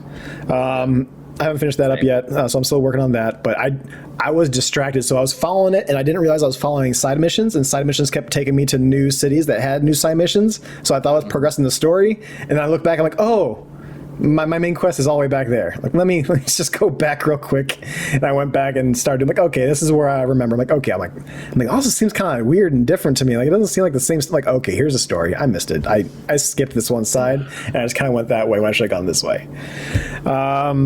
But yeah, D4 looks great. It feels great. I was kind of worried about the sorceress as far as like how it felt to hit those like missiles and those like, you know, those big bomb drops and stuff like that. It feels really, really good to do those. Yeah, the game feels great. Yeah, it feels fantastic. Again, I've been playing Snap. Sunday mornings are still popping off. They're great. They're fantastic. We got raided this past Sunday by, I pulled it up earlier while you guys are talking because I almost forgot to. Valent, VELLYNT, thank you for the raid. Brought them in a little over 20, like 20, 30 people in. Like they were raided by someone. They're like, hey, we're just kind of passing the buck forward. So I hung out with a bunch of people there, and then I raided somebody too. And then kind of went through that and kind of hung out with that person for a little bit, talked to them, and went on my day. But it's been fun. Playing some Snap is still great. New season, new month. Oh, did it reset you? Every month. Yeah, reset me, but that's okay. I was still in. Those are short seasons, my friend. Every month, man. Yay. Woo. Gotta play to win, baby. Yeah. If you want to get out there. I gotta. Isn't that the lottery slogan? Gotta play to win. I am almost positive. Hey, otherwise you lose 30 ranks every time, so you gotta gain those back up. But I went up higher last time, so I finished, I think it was like Vibranium, and then I dropped back down, and then now I'm almost back to Vibranium. Now I'm in Diamond right now, almost to Vibranium, because I've been going through it. Because like when you first start off, I'm starting at like level like I was at 70, so that would be I start off at 40. And I either get someone who is there with me who knows what they're doing, so I'm getting my shit pushed in, or I get a bot, and I'm like, why are they playing that over there? Why are you using that card now? I'm like, this is not a real player. There's no way it's a real player because they're not playing their cards proper. And I'm like, okay, well, I'm just going to wipe the floor. But what I've been doing is I've been fucking around with decks that are not that great. Like, I want to see what Mr. Negative does and see like if I can do something with him. And I'm not doing great, but I'm winning because I'm getting these shitty fucking bots at the very bottom. Your dedication, I love your dedication in this game. Like, I'm in it to win, baby. You've never bought into a game like this, and you just said like, I'm you're doing the work that other people do, right? Like they play with the stuff and then write the guide on it, but you're over here like creating your own guides on Alex, characters. I told him last week that he's officially, that is hit like our 14. That is his 14. Yeah. Like that is 100%. I haven't seen anybody use this other deck I've been using a lot lately, so I think it's kind of my deck. I call it the Shimunke deck. Then make a video of it. It's you gotta say it like you're that one guy from Ted Lasso. Shimunke. There is a universe in which you were talking about this game, and the entire time you're like, oh god, I gotta get more Snap. Like I just need, like you are in there. Hey man, this season it's only $10. It's the Spider-Verse season.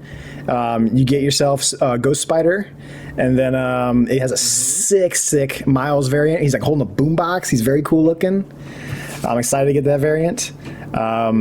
I got M'Baku the other night. I was super happy to get M'Baku. You know what M'Baku does? M'Baku stays in your deck. If you don't drop M'Baku comes out at the end of the game and goes, hey, I'm going to jump in one of these lanes. You didn't get to draw me. I'm coming out anyways. And he comes out and he fucking comes in. It's fantastic. I love that card. That card's awesome. We have just done phrasing completely. Phrasing what? I missed it. Either way, they're putting in a conquest mode. Alex, you might be interested in. So, conquest mode is kind of like what me and Alex played. If you noticed it, it's kind of the same thing with you play with your friends. This one, what you do is you earn tickets to get to the next tier. So there's the Proving Grounds, gold, silver, gold, and then platinum, I think is what it goes in. But you have to get to those levels and get those tickets, you have to have a win streak in one of those like big matches. So you start off with the points, you bet cubes to dwindle down somebody's health bar essentially with those points, and if you do that, that's your win, right? So to get the maximum is I think it's like 5 wins in a row you need to get the platinum, and then you get a special variant, and there's a shop that you get points for playing all these matches. Conquest mode is gonna be good, fam. I'm ready for it. Let's go. You know what? Are feeling tight. Like you know what? No. Christian, you need to download Snap for one reason. No, listen. It's fun. One reason only. Because we have to pay Preston back. There was a time where Preston played a game that he did not care about in multiplayer just to let us get the kills to get the platinum. It's true. And he did it for hours. For both of us. Why? No. And this Conquest he could probably use the kills and the win streak. Okay, so you don't get to choose who you play against. Oh, okay. This is like ranked shit. Like, yeah. I was gonna guilt you into it. We were gonna maybe you cannot. Conquest I also losses. Can't cheese it. I was there for his Diablo 3 Platinum, and I was also there for his Guacamelee Platinum. So I have supported my boy through his trials. Never said you didn't. Through plays. No, wait, but you watched it. You watched him on those, right? No, I helped with Diablo. I was there. I played. I did local co-op stuff. That's different though than forcing him to get on Doom Eternal. The multiplayer for Doom Eternal. Again, he was already playing. Not the multiplayer. No, that multiplayer is hot garbage. I'm on his side on this one. My side. Still owe him. You're making up your own side. We still owe him for that. I was willing to help. Whatever penance you feel like you need to pay, you do it. I'm not. Look, here's the thing. I am absolutely ecstatic that Preston has a game like this because I've never, in all my years of knowing him, I have never seen him do this. It's good. So it is just a joy to watch. That being said, I have been known to enjoy card games. Like I played the shit out of Inscription. I came in here and tried to preach the good word. I did my due diligence. Like I did my part when it came to that. That being said, I think a big part of card games is enjoying the subject matter. I would know absolutely 6 to 7 people out of all of these fucking cards that come through, and because there's some you'd be better with Teppen. Right. Capcom's one, I'm in. I know every single person that comes through there. And even them, there's some like jobbers that they bring out that I'm like... I was bringing up comic characters that Jake didn't know off the top of his head. Exactly. So they'll put them in there. Preston comes out here and says stuff like Miles Morales and M'Baku. I'm like, oh, okay, cool. I know those guys. He says something like, I don't even remember what the fuck you said last week, or not last week, but 2 weeks ago. With Sarah. Jake. Yeah, where Jake goes... Oh, I don't know. And I was like, okay, well, Jake doesn't know. I have no fucking hope of knowing. Yeah, I was really hoping he would know. I'm like, okay, like that. This wasn't far off then. Okay. Yeah, like I just. That's when you know. Get cards and I'd be like, yeah, I guess, cool. I don't know. Like I can't. I got such a sick Galactus variant the other day. It was so cool, guys. I actually don't mind listening to it because I actually have played and I understand what he's talking about. So no. I don't hate listening to it at all. I love listening to it. I'm happy. I see. He's just not doing it. Yeah. I just want to play it. But seeing Preston go this hard on a video game is like, I wish that I could find a way to powder that and make it into Kool-Aid. Right, it'd be great. Just so everybody knows, I have been looking at the new DC one they're trying to do. One of the guys that I watch. He was actually got an early access code to it. It's for the beta, so I'm hoping to get one of those codes. I applied for it, but we're seeing how that looks. It's interesting. It's nothing like Snap. But I was gonna say, so like, you can't balance two, right? Like you can't balance two, but like I'm curious about playing this one because there's weird story stuff. Like you play through a comic or something like that. I don't know. I gotta look at it. It's completely different type of card game. I'm gonna give it a try. But too, he means you. Like you could. Oh yeah, no. I mean, if I were to play that DC game, it would be like I am not spending money on this one at all. If I'm gonna play both. Right. Yeah. So maybe wherever that takes me, take your skills. Maybe you want to take your skills from Snap, get in early on DC, and just become one of those killers. I'm gonna get in on it. I'm gonna get in on it. There's gonna be streams. We're gonna do it. But he's already a killer on Snap. I know. I'm not. I can't even get into Infinite yet. Don't even say that. Whatever, bro. I mean, killer in your guys' eyes, but there's killers out there. Trust me. You out here planning getting a vibranium every month. There's still Omega level. There's still an Infinite level that I have not gotten to because I can't make it. Only two. That's not. That's your. There's 2 or 3 more levels. But also, you have a real job. I feel like if you had more time to dedicate to it, you could easily be in. Yeah, like if you were, if I got paid to stream it, I would be. If I stream your schedule, I'd be fine. Yeah, and that's probably what those people are, right? The same people are spending $20,000 a year getting every car that ever comes out. Unfortunately, you just have a job. It happens. It does. Mm-hmm. It's a bummer, but it happens. You can do it if you had time. We get it. Sure. I believe you. I believe you could. Oh yeah, no. If I sunk enough time into it, and if that was the only thing I did, sure. But I'm not doing that. I don't want that job. people do that. I'll watch their videos. I don't want that job. Unless he keeps getting rated, and all of a sudden, the viewership keeps going on up and up and up, and then press. I mean, if you want to pay me to do it, I'll do it. But anyway, twist my arm to play Marvel Snap all day. I guess I'll do it. Twitch.tv/testingroompod. You know, maybe you should check it out. You should though. In all seriousness, it's a lot of fun. If you haven't checked it out, we hang out. We don't have to talk about Snap. You can talk about whatever you want. Gonna be starting Dark Forces 2 Jedi Knight this coming Wednesday, so get ready for that. It's gonna be cool. And you guys should really watch it while I play it, because I don't know if you guys have witnessed it, but that game has some sick live action cutscenes. And I tell you what, they're phenomenal. They're horribly bad. You should totally watch it. Oh, Dark Forces 2. Does Dark Forces 2, does it also follow Star Killer? Kyle Katarn. Kyle Katarn. Wait, is his name Star Killer? Like his nickname Star Killer? Or is that Star Killer is Force Unleashed. The man Force formerly Unleashed. known as Kyle Katarn. Yes. Force the Unleashed. artist formerly known as Kyle Katarn. Yeah. Did you see, Preston, did you see the news and the rumors that people are speculating that there is a chance we could see Starkiller in Ahsoka? Yes. I did. And hey, Whitworth still looks good. He's still looking good at his age. He could totally pull off that, because he did the live action. He is Starkiller. And he is a huge Star Wars nerd, so I'd love to see him in that role. Yeah. Like, he was schooling Filoni when he was doing the voice for Darth Maul, so. Be interesting. But yeah. But other than that, I have played a little bit more of Fire Emblem Awakening, but there's a lot of games coming out, so someone might be holding off on the back burner for now.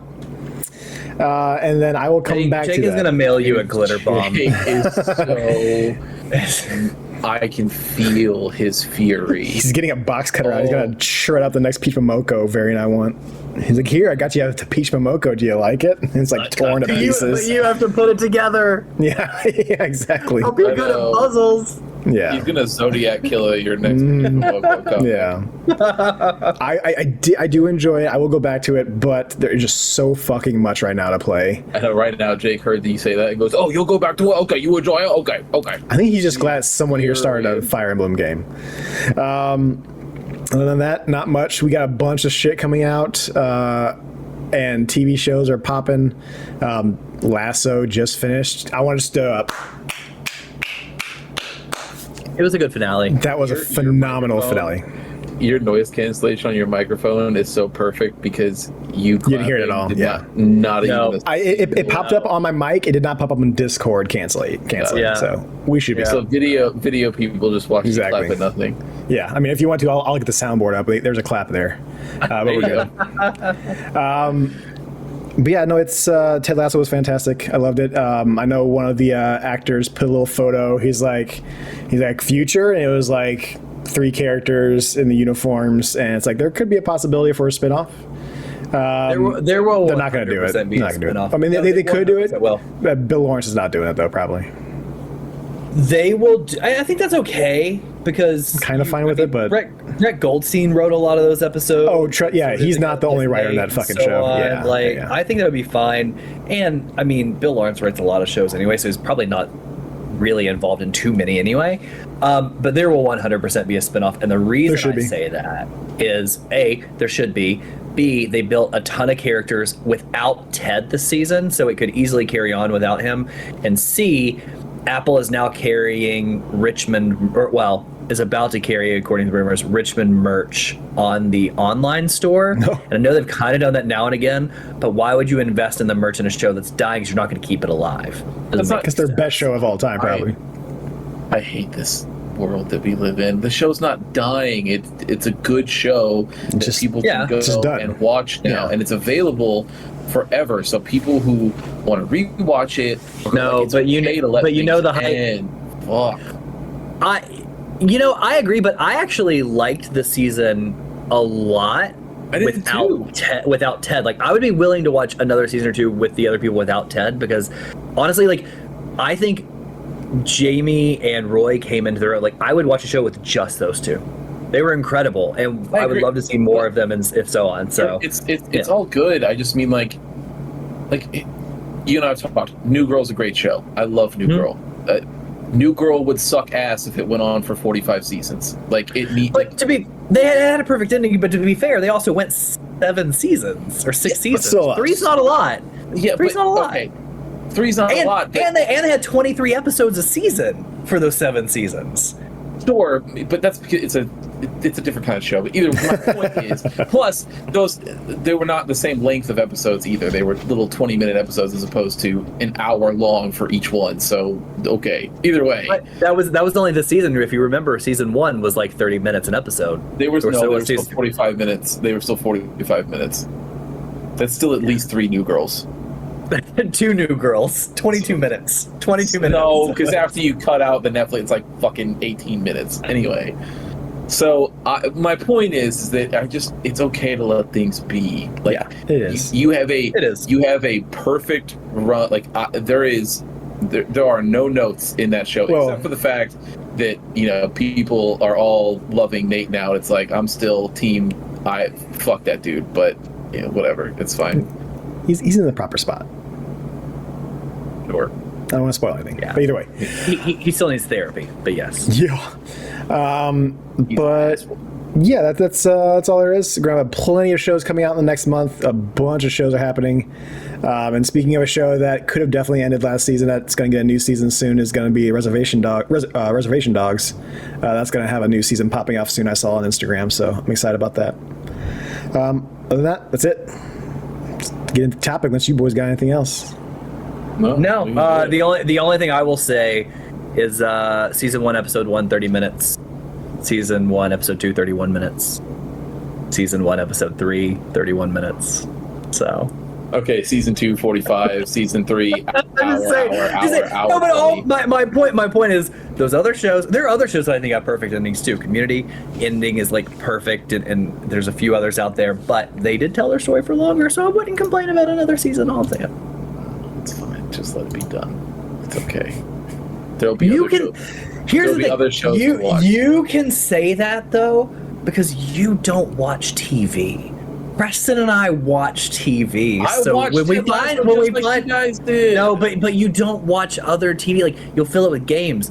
When a good show ends for Preston and I, it's hard to find another great show sometimes. There's shows literally come out every single time I open one of these goddamn apps. There are 4 new shows. To be fair, they're going. I got the final season of Barry I still need to watch. There's too much for me to watch. I got enough. I'm fine. Yeah, see, exactly. Thank you. There's enough TV shows. Plenty of shows. Yes, there's plenty of shows. Plenty. Have you watched Res Dogs? Allie loves it. Have Allie you watched? No.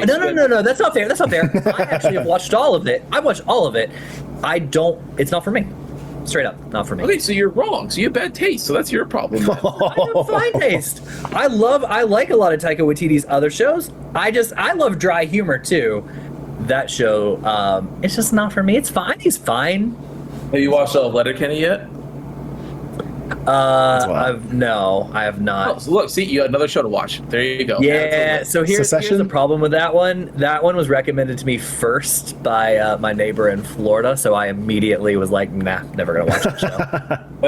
This has nothing to do with Florida people. I can promise you that. Either way. No, I know, but if he liked it, I don't know how much. I'm always gonna sit there and be like, he really wanted me to watch it. Yeah. I don't know. Yeah, I get it. I can promise you. I have a ton of. My problem is I like long dramas and like a lot of dialogue heavy shows, like Succession. But Succession just ended. Silo is fantastic on Apple TV right now. If you've seen it, Silo's great. So I have shows. I'm fine. I just but the shows you just named are like little same thing, little 20-minute, 30-minute episodes here and there. I like a little more meat. Okay. Like longer shows. I don't know what to tell you.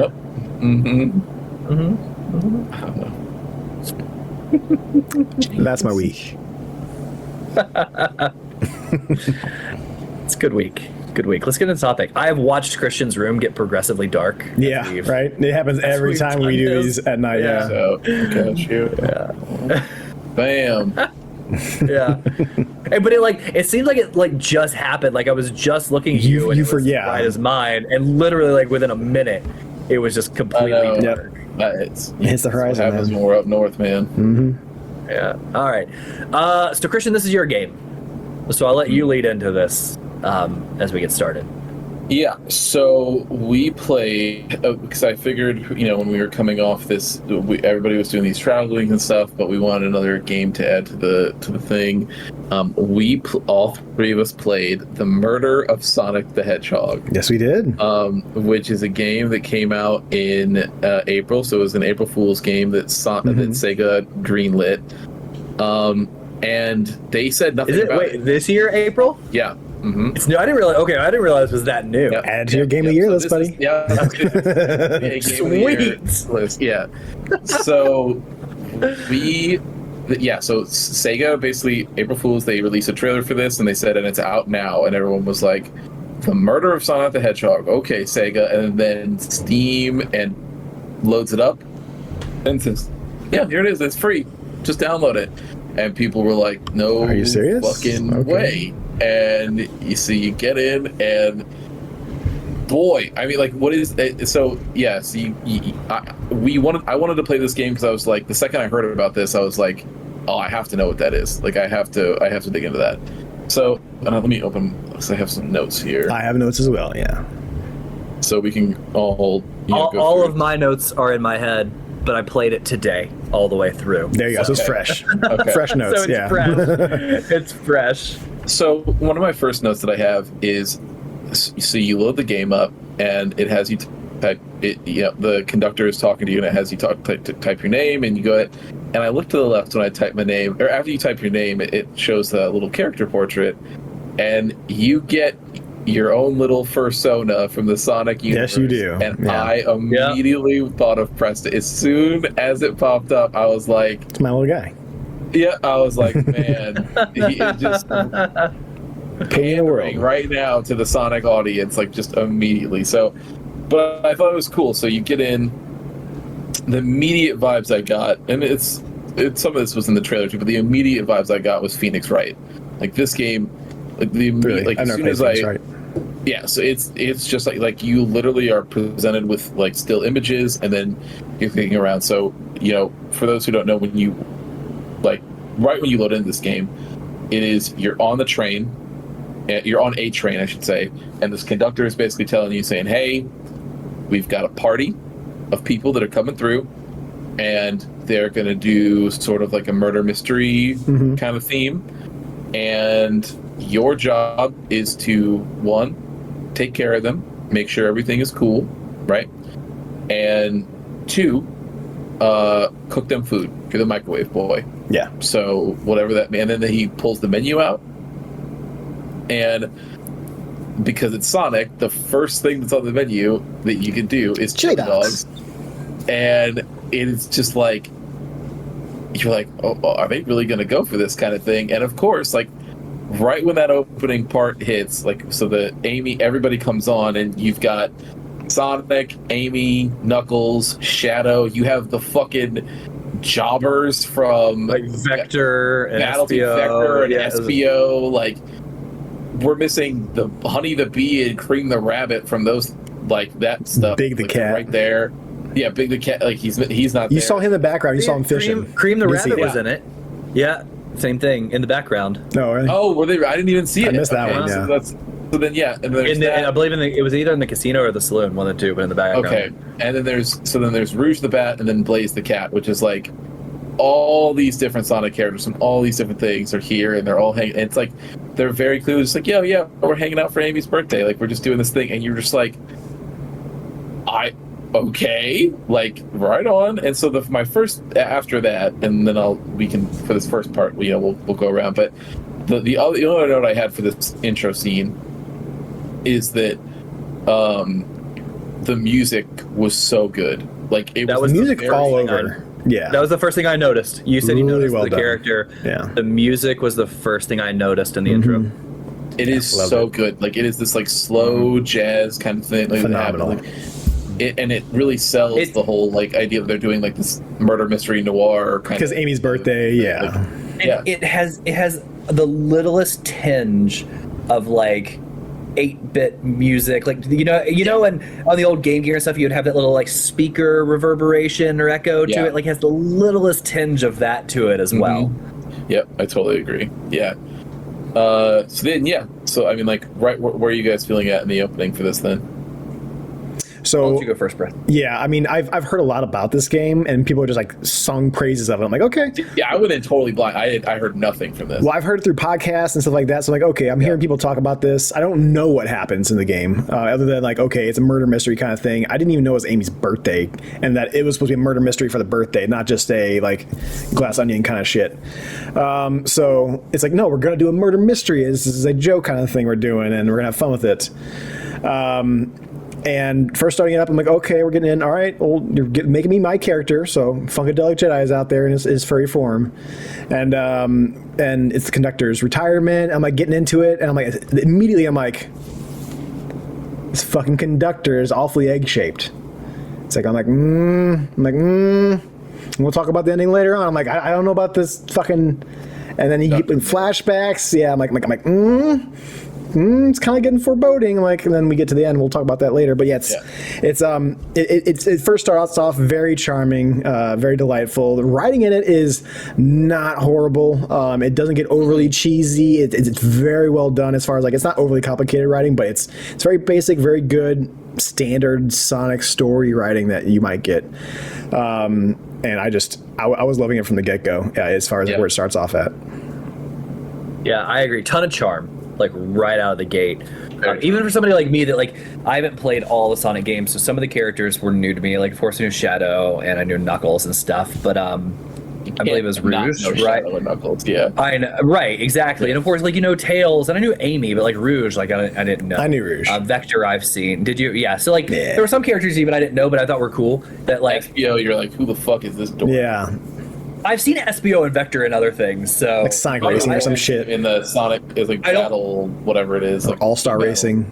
Oh yeah. Yeah. Oh, actually, battle, whatever it is. I was gonna say, as stupid as this is, Christian, I'll tell you where I've seen them. I've played them in that All-Star Battle game, in the Yakuza games, in the arcade. When you literally play, this is the whole game is in there. Yeah. So there's a ton of charm, like, right out of the gate. I actually agree with Preston. Halfway into that game, my initial suspect was the conductor, because in typical digital and, like, online whodunit, escape rooms, murder mysteries, it's almost always the very first person you meet, whether they're technically involved or not, right? But there were all... So I had that in the back of my head already. And then there were little things like, you're my favorite worker, and man, you're the greatest, and you can do this. But then there was also that one line of like, it's my first day today, and I'm like, why is he all up on me at like how great I am and how much I can do, and like it's my first day. I'm like, this is a little sketchy. To Preston's point, he's a little egg shaped, and like I could see maybe a disguise there. So I was interested to see what happens. I went in blind as well, knew nothing, to the point where I knew it was called The Murder of Sonic, and I was like, are they really going to kill Sonic? I didn't even know it was a murder mystery. And then when we got in there and they're like, hey, it's Amy's birthday and we're going to do a murder mystery, I was like, oh, that makes way more sense. Yeah. Like, okay. Yeah. Now I can follow it. That gets into the next part, right? So, so you get there, and then you're basically, right from that point, after they introduce the fact that it's a murder mystery party, and Amy's like, yep, so I'm going to hand out all the cards, and here we go, and game set, let's go. And from that moment on, everybody go to sort of disperse to their own cars, and then something happens, and you're basically flung back into the kitchen with you, Amy, and Tails. And this is when the game's main mechanics kick in. Is Tails basically goes, hey, look around for clues, because I think Amy's hiding something, because when you guys fall in, a bookshelf falls in front of the door, and Tails just goes, hey, Amy, just hit it with your hammer so we can get the fuck out of here. And Amy's like, we should probably look for something else to do. And he's like, That's I think Amy's hiding something. And you're like, I bet she fucking is, dude. and so then he's like, it is a point and click adventure too. So as you're saying, you got to look for it. Like, Which is You know, how Phoenix Wright is. Like that is that is exactly it. Like what I'm like it really does feel like they just did like Sonic Phoenix Wright, and I'll get more into that later. But Phoenix Wright is Capcom, is it not? It is. It is Capcom. So it's not a Sega joint, Yeah. but it's still it's very similar. But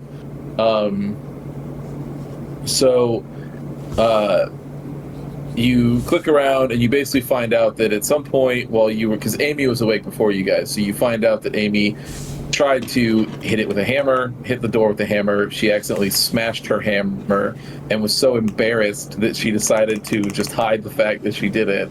And she apologized. She's like, "Oh, sorry guys, I shouldn't have done that. Like, I'll, just stay." And then Tails is like, "Well, hey, don't worry about it. Don't lie again. But it's not a big deal. Like, I'll fix your hammer for you." So he fixes it, and she smashes the bookshelf. You go out there, and who do you see but the famous Blue Blur himself, completely incapacitated and like gargling to himself. And the main character picks him up, like you pick him up and you're like, "Hey, Sonic," and he's like, "My body's so numb."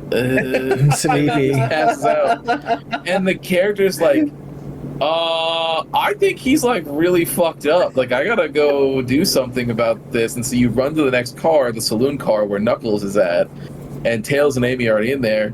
And you run to your first option is to go to just Tails. Either Amy or Tails, I think. But you can pick. So I picked Tails. You go, and you're like, "Dude, hey, something's wrong with Sonic. Like, he ain't right. Like, this is not okay." And Tails just burst out playing laughing. the game, like, man. Dude, he's just playing the game, man. You don't nothing Like, can hurt Sonic. He is our god. He is Sonic, like, by he the really way. does. Yeah. Like he really does like sell. He's like, dude, he's just sleep. Like he's. Well, it was like he goes, "Hey, Sonic." First off, Sonic, and also it's all of his friends on the same cart. He's like, "Nothing's gonna happen to us today." Yeah, he's like, "Trust me, there's no way anyone's getting with us. No shot anything's happening, right? We'll all fuck him up." Yeah. Yeah. So you're like, okay, well, I guess I'll just believe him. And so then now you go into the saloon car and you see, and this is where one of my notes comes in, but you see, I'm going to go 2. All right. Before you get to the notes on that, I just want to mention that was a fantastic way to get you in as a tutorial without knowing it's a tutorial. Because it just tells you, this is what you're doing the entire game. Like, you're stuck in the closet. To get out of here, you got to do it. And just so you know, this is how the game goes. One other mechanic that I forgot to mention that I think is really important, that I think is so cool, is it's the best building your argument. Yeah. When you're building your argument, so Tails looks at you and he's like, "All right, let's put the facts together, man." And then your character's like, "Oh God, okay," and like he's like trying to figure it out. But then what happens is a Game Gear pops up, but they call it your Dream Gear. But then it's Sonic, and it's like the old it's like from like the Sega CD era where it was diagonal, these like diagonal isometric top down ones that he's just running top down, and Sonic is just running along, and your whole point is gain enough coins on these little obstacle courses to basically say a convincing argument. And if you don't do it, then your brain won't make the thoughts good and you can't get the words out. Like, that's literally how they sell it to you. And so, which is, I agree with you, Alex, absolutely fantastic mechanic. As soon as I saw it pop up, and a nice little touch to it is that it says your character's name, Dream Gear. So like for me, it was like Christian's. It's like written in marker or something like that. Yeah, you hand wrote it on there, which is really cool. It's so good. So then, yes, so you get to the saloon car and Knuckles is there, and you do a similar thing with him. He beat the shit out of an arcade machine, and he doesn't want to admit to it. I love that part. Yeah, because they're like, "What's behind you in the machine? Let's play it." And he's like, "No, it's broken." And they're like, you're like putting the argument together, and you're like, you literally say, "You got mad and you broke it." And he goes, "What proof do you have?" And the answer is Tails literally going, "It's you. Your fist." Yeah. And so they fix it, and they see that he's the second on the leaderboard, and that Vector beat his score. And so he got mad and embarrassed and beat the shit out of the arcade machine, and then was like, "Oh God, I'm so stupid. Why'd I do this?" It's so funny. His character was well written too, to Preston's point of like the writing being good, but over the top. When everybody has a character, right? So like he's kind of the sheriff in the saloon car. Yeah, so that's you walk his in, character. he's like, howdy partner. And then they say something, he's like, I'm not doing this anymore. I can't do this anymore. Did anybody like have it in their head that was Idris Elba's voice when you were reading for Knuckles? I did. I didn't. I did. But that would It was have been great. good. Yeah, was I great. hear like regular Knuckles voice in my head. But yeah, so Idris Elba, that would have been so fucking good though. It was good. It was great. That's my Knuckles. So when you get out of that, so you finish up that car, and they're basically, he's like, yeah, Shadow came in here and beat our ass in this game, and then so we spent this whole time trying to do it. It was weird though. He came in, he was basically like, hey, lock this door behind me and don't let anybody through. Like, I'll give you a key, but just don't do anything. Yeah. So it becomes a little suspicious, and you're like, okay, well, that's a little weird. I don't know why Shadow's doing that, but okay.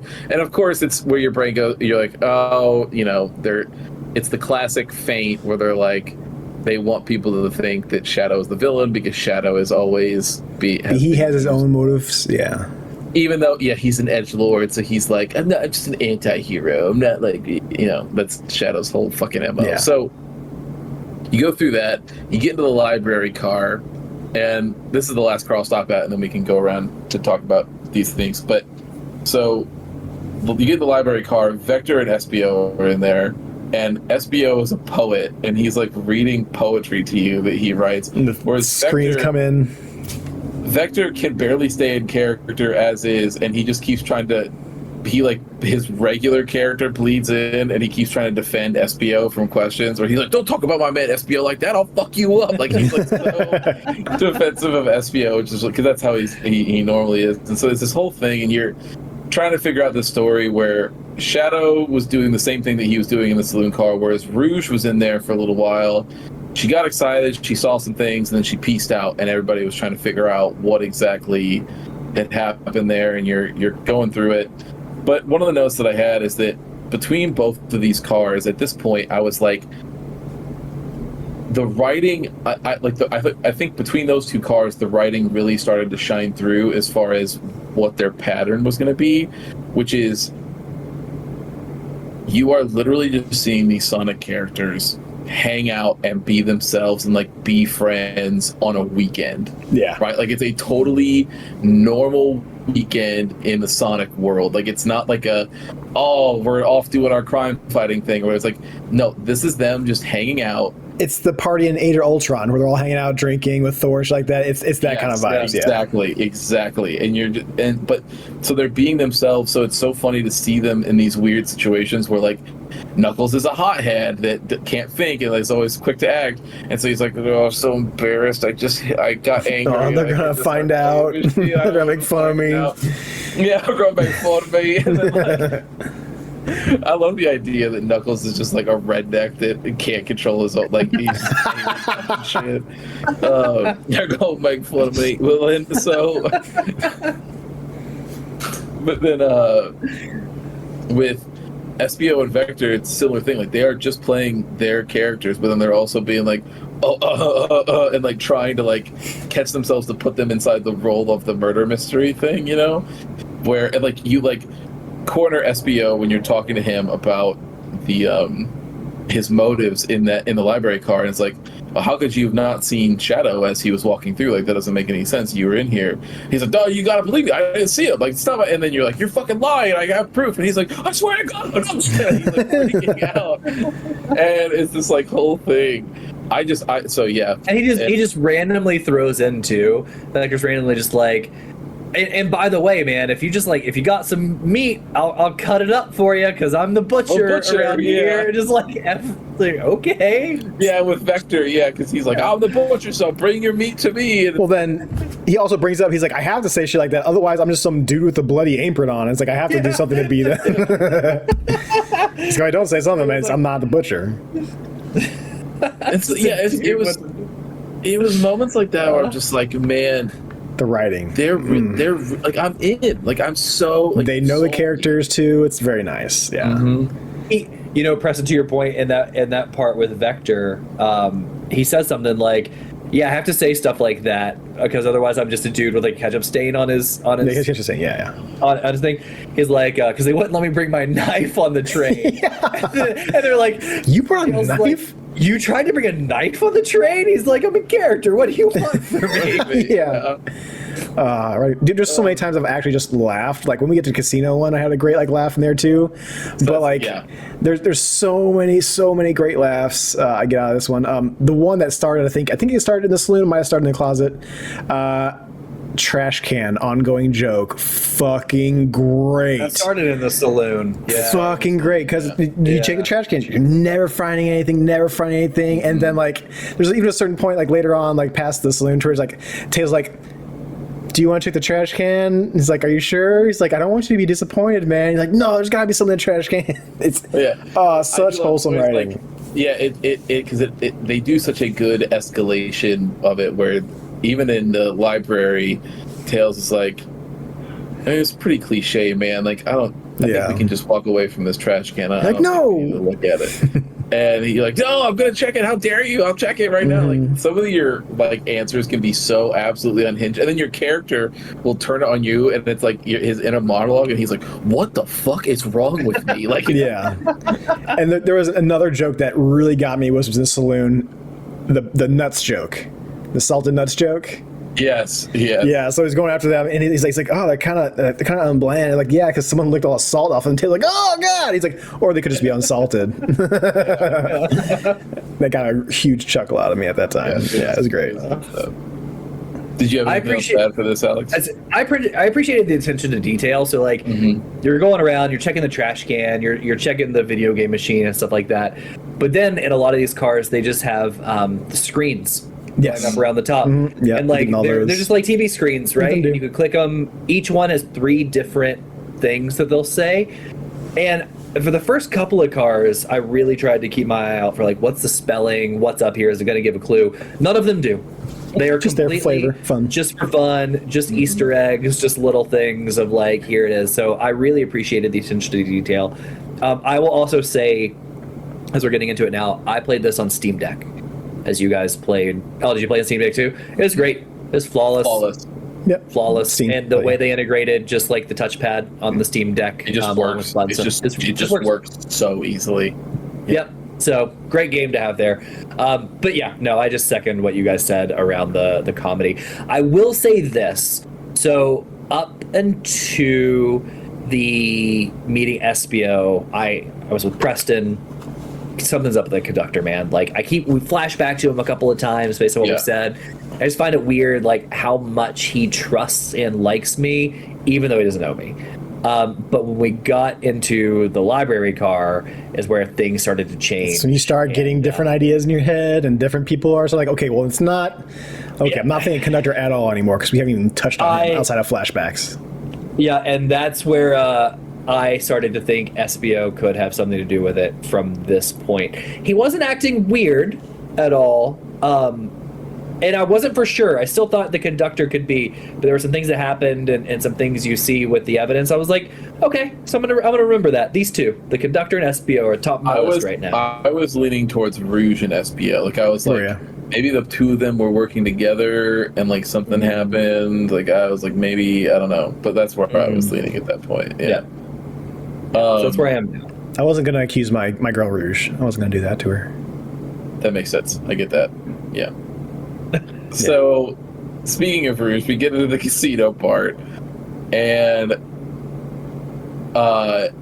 my favorite part of the story of the game, as far as like the carts you go into, this is my favorite cart. Absolutely. I agree. So, the thing, although I will say there's one that came in a very close second afterwards with Shadow and one of the other carts, like, because it was really funny to see Shadow get embarrassed, like, I don't want people to see me beat the brand. It's like, another one of those Knuckles type of things, Yeah, but so with Rouge, Rouge and Blaze are in the casino, and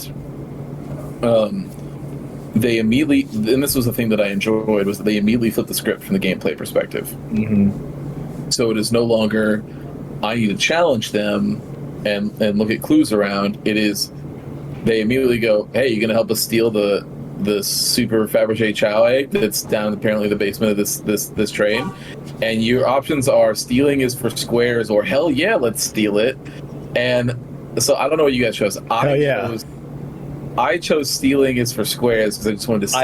I chose the same. And it then flashes back to the conductor being like, motherfucker, you don't take care of these guests. Yeah. Yes. And you're like, and because he's like, oh god, I guess I got to do whatever they say so I can keep them happy. He's like, I guess we're down to steal. Like, it's this whole thing. But you, at first, when you say stealing is for squares, and Rouge is like, I think that's probably the most uncool thing you probably could have ever said. And you're like, oh, like, it's just like, it's like, so. I wanted to impress, so I said the other one. Again, anything going forward with Rouge the Bat, as far as whatever decisions he made, filter me under. You're not going to be wrong. You could put me under not shocked. Yeah, you're not going to be wrong. So then you go down this elevator because you find that Rouge admits that she was looking at blueprints in a library. That's what she had found in one of those pamphlets that then told her about this treasure. She got Blaze on board. They go down this. You go down this elevator, and as you figure out the code, door swings open. It's very like a Ocean's 11-esque little moment where he's like, they're talking about, here's what we're like. You're in the at first you find yourself, you're still in the car, and you're basically making the plan. And they're like, all right, break. And then the plan happens. You're like, all right, that couldn't have worked out better. Like, we got to distract the guard. What thing are you going to use to distract him? Who's going to distract him? The guard, by the way, is a mafia chow. So it's chow that has a mustache and sunglasses and an earpiece. Yeah. It's like so ridiculous. The way they did that, though, is brilliant, because instead of planning the heist and watching it play out in cutscenes, because there are no cutscenes, right? It's all still imagery. As you plan it, they're drawing it on the board. And that's what happens. They go, oh, that worked out perfectly. And you're in the room. So, like, it playing out was them drawing it and make decisions, which was really well done. It's so well done. Yeah, and like I said, this is an entire flip from the mechanics beforehand of you trying to find clues in the room. Like, I thought it was in a game that is short, and you already, because the scope is so small, you still don't want it to overstay its welcome. And so it was a nice breath of fresh air to break up the things that had just came before it, right? So, so you get down there, the door swings open, the Fabergé egg is there, Rouge goes to go grab it. As soon as she does, it starts ticking. And you are then met with a wall. They ask you what to do. 45 things. So this is your panic attack of like, what am I going to do? What am I going to do? And as you go with all the options, and then you choose, and you just and so you can be like, throw it in the elevator, and then Tails is like, wait, no, don't do that, because then we're going to be stuck in this fucking car. And then you're like, okay, what'd you choose? Because I chose the throw it in back in the safe and shut the door. So I chose that first one as well. Same. So I did that one, and then Rouge does it, and then she's like, wait, fuck, the door's not shutting. It just keeps opening. There's nothing we can do here. And so then everyone's like, so I went through, I don't know what you guys did, and we can talk about this a bit, but I went through, because after I clicked on like 2 or 3 of them, I saw down at the bottom, it was just like, hey, let's just wait and see what happens. I was like, okay, that's clearly the one they want me to click. Yeah. So I went through and clicked every single one of the other ones before I got to that one. Some of the responses that I have from some of these were so good. A couple one that I want to mention is, one of them is asking Rouge to kiss it to get it to calm down, and she goes and kisses it, and then she it still keeps ticking, and she goes, I don't know why I thought that would work. And she's like, I'd rather not talk about this again. And then there's one was like, Tails, quick, cool it off with your tails. And he's like, that's a great idea. And then you do it, and then Blaze the cat, who's like in this game and in the murder mystery and in the real thing, I think she's a princess regardless, right? So it's like, so then she's like, oh my god, this breeze is quite nice, like this, and then it still doesn't do anything. And Tails is like, yeah, I don't know. I guess I was really hopeful that was going to work, but it kind of makes sense that it didn't. And like you go through, it's like all of them are some varying degrees of like that. Like there's one that's like, grab it and like lay down on it, like sacrifice yourself essentially. And so you click on it and you're like, guys, leave. I got this. And then it's like, what the hell are you talking about? And he's like, you're like, just go, okay? My whole point is to protect you guys, and that's what I'll do. And you go to run it, and they like put their hands out in front of you. They're like, stop. It's okay. We'll not another happening. option. Yeah, we'll figure something else out. We don't need to do this. Like, it's okay. And then you like, I guess I was being a little dramatic. Like, it's this whole thing. Like, so all of them are so good, but yeah, obviously then the end is that you click on let's just wait and see what happens, and they're like, what? Like, why would you suggest that? And you're like, think back to what was said, and it cuts to a flashback of the train makes it so that those automated arms make it so that no weapons can be on board the train. You're like, oh, yeah, I guess so. Then that means nothing can happen. And then obviously it tings, it opens up, and what do you find but a giant iced out chain of a chow, and jewel encrusted. Yes, and it's so ridiculous. You're just like, Joe, this is my new necklace. Like, I'm down with this. And so then you're on to the next card. But yeah, so where were you guys at this point with the casino card? Go, Alex. Yeah, so I did the same one as the first that you did. Throw it back in and shut the door, right? I had like a la Indiana Jones, just throw it in the fridge, shut the door, it'll be fine. So that's what I did first, and then when the second one came around, I didn't know if there was a hidden timer, so I did still have a little bit of that like anxiety of need to choose quickly. Yeah. So instead of looking at the top this time, I looked at the bottom, so I immediately saw just wait, and I chose that second. Okay. Just let it go. So I immediately got that same thing, flashback. The arms Christian was referring to, because I think this is the first time we brought him up. The train is full of robotic arms that are there to serve. So like the robotic arms clean, take out the trash, just little helpers. So then I got the same cutscene. So yeah, I didn't know. I didn't want to test it. Like, I doubt there's a game over, because even when you're trying to get your thoughts together in the mini games, if you fail, you just start it over. There's no death penalty, but I had that bit of anxiety. So I went straight to the bottom and I saw that, and that's why I chose second. And we should say that those arms, there is an AI associated to them, but it only listens to the conductor. So you can ask it things like, hey, arm, go get me, some orange juice or whatever. But if it's not part of the commands from the conductor, then it's just going to ignore you. It doesn't. Yeah. It was told to help you with your duties, but not go overboard. So yeah. So I also think that I liked the casino train the best, because I liked that little side story. It was different. It was something a little different. But also, when you come out of it, you're still in the casino train. And it's like, hey, everybody, things are great. And Tails like, well, on to the next one. I'm like, yeah, but what if I click on the slot machine? I clicked on the slot machine. It's like, big money. It's like, wah, you lose. I'm like, okay. Click again, and Tails is like, oh, you're going again. All right, cool. I'll just stay over here, I guess. I lose again. I lose a third time. He pops back over, and he's like, definition of insanity, doing the same thing, expecting different results. In my head, I'm like, shut up, Tails. Gotta win sooner or later, man. Shit.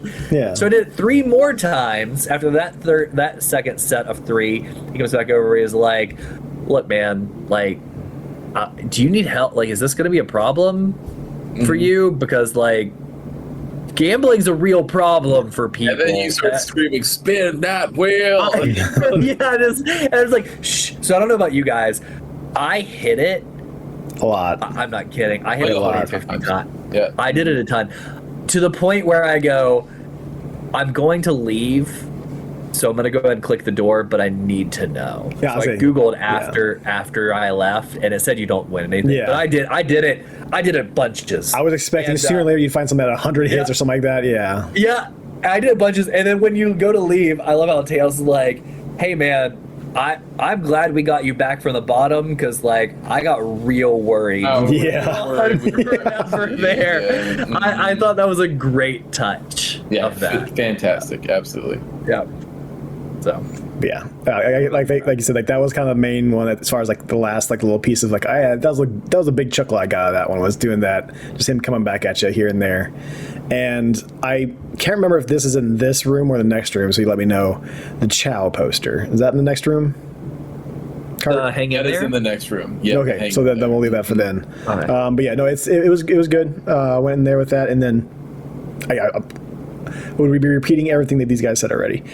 But yeah, that little side story mission was fun. When the panic thing happened, I like you guys, I chose like one or two options. I kind of nitpicked a couple of them, and I got to the bottom of my nitpicking, and then I ended up choosing that one, and that finished it up for me. But yeah, I love how they just give that you do flavor options. So it's not going to change anything. It's not that one's wrong. It's just like, who do you want to distract the guard?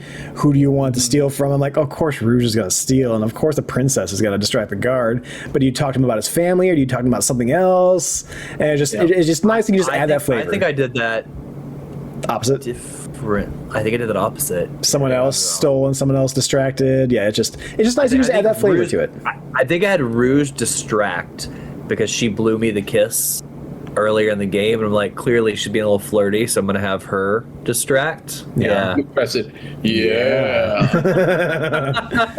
She was thirsty. It's funny, you're pressing it like, don't you talk about my wife like that.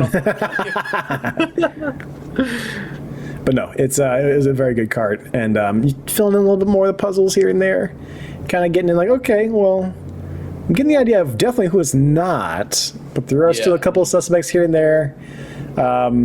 Like Alex said, I was kind of thinking says something a little suspicious at the end where you're like, hey, so I want to let me see those blueprints because we could probably use those, and she's like, I'm gonna keep those. No Can-Do'sville, actually. Yeah. I'm gonna keep those, and you're like, I think you should give them to me though, because I could use them because I'm investigating who killed Sonic. And there was I've got some other stuff I kind of want to do with these. Like, okay, I guess. And I think it was the fact that she mentioned that she didn't see not Vector, SBO. She didn't see him when she went through the cart, I don't think. Yeah. You're thinking of the next car. Okay, I'm sorry. Yeah. Okay. So we get into the lounge car. Second to last car, and who do we see but Mr. Edgelord himself, Hedgehog with a gun, Shadow, and they only show him from the profile. Yeah, this is right. Like his character never turns towards the camera. Like it's always the profile. Like he's just, but you see him in there, and you're first you're working with him, and you're like, asking him all these questions. You're like, dude, Shadow, we got some questions to ask you, man. Like, why are you locking every door? That's real weird, right? Not a fan of that. Amy's in this car with you because she's also confronting Shadow. She's trying to figure out what's going on. She's trying to reach the conductor car because she's a journalist. In this. That's her job. She said that she has a hot scoop and she's not revealing her sources, but she'll tell us in due time, but she's figured something out. So you start investigating the car. First thing you find is a secret passage that opens up to the library car. So I'm like, okay. So when this happened, for me personally, I was like, all right, maybe it's not Rouge and SBO, but maybe it's Shadow and SBO, or Shadow or SBO, one of the two. Maybe it's something along one of those things. So I was like, even though Shadow's the easiest one to suspect, I was like, it does he's got a secret passage, got all the keys. Pretty sketch. Yeah. So you have that piece. You're talking to him, and to Preston's point, you go and you check the trash can one more time, and Tails is like basically begging you to not check the trash can. Like, I just don't. You're just gonna disappoint yourself, buddy. I don't want you to hurt yourself. And so you open it, and it's basically like the story that Alex was telling us before the podcast. Just from Brooklyn Nine-Nine, the guy screaming just vindication. Like, he's like, and he's like, I finally found something in the trash can. And then Tails is like, yeah, I mean, I guess I think it might just be trash, but hey, you did sure find something in the trash can. And he's like, I don't know who was looking up concert tickets, but whatever. Yeah, you did find something, so I guess add it to the notebook for now. So you add it, you go through, and as you're doing the interrogation, and Shadow is already like, when you find this ticket passage, Shadow's just like, oh my god, no, why'd you guys look there? Like, it's this whole thing. And one, you can have this, so press to your point, there's that Chow band that's in the background. If you select them, two different jingle options, couple little jingle options, but then behind them is a reference to a motivational poster with a cat just hanging on there saying, hang in there. But in this, it's Chow doing it. It's the same thing. Tails' dialogue, though, yeah. He's like, no, but seriously, though, I really need that right now. He's like, just gotta hang in there. I'm like, oh, God, the Tails is too wholesome. He's like, think about the strength. That little cow could use its wings, but instead of using its wings to fly off, it's hanging on by his little hands. Dude, like, so God damn it, Tails.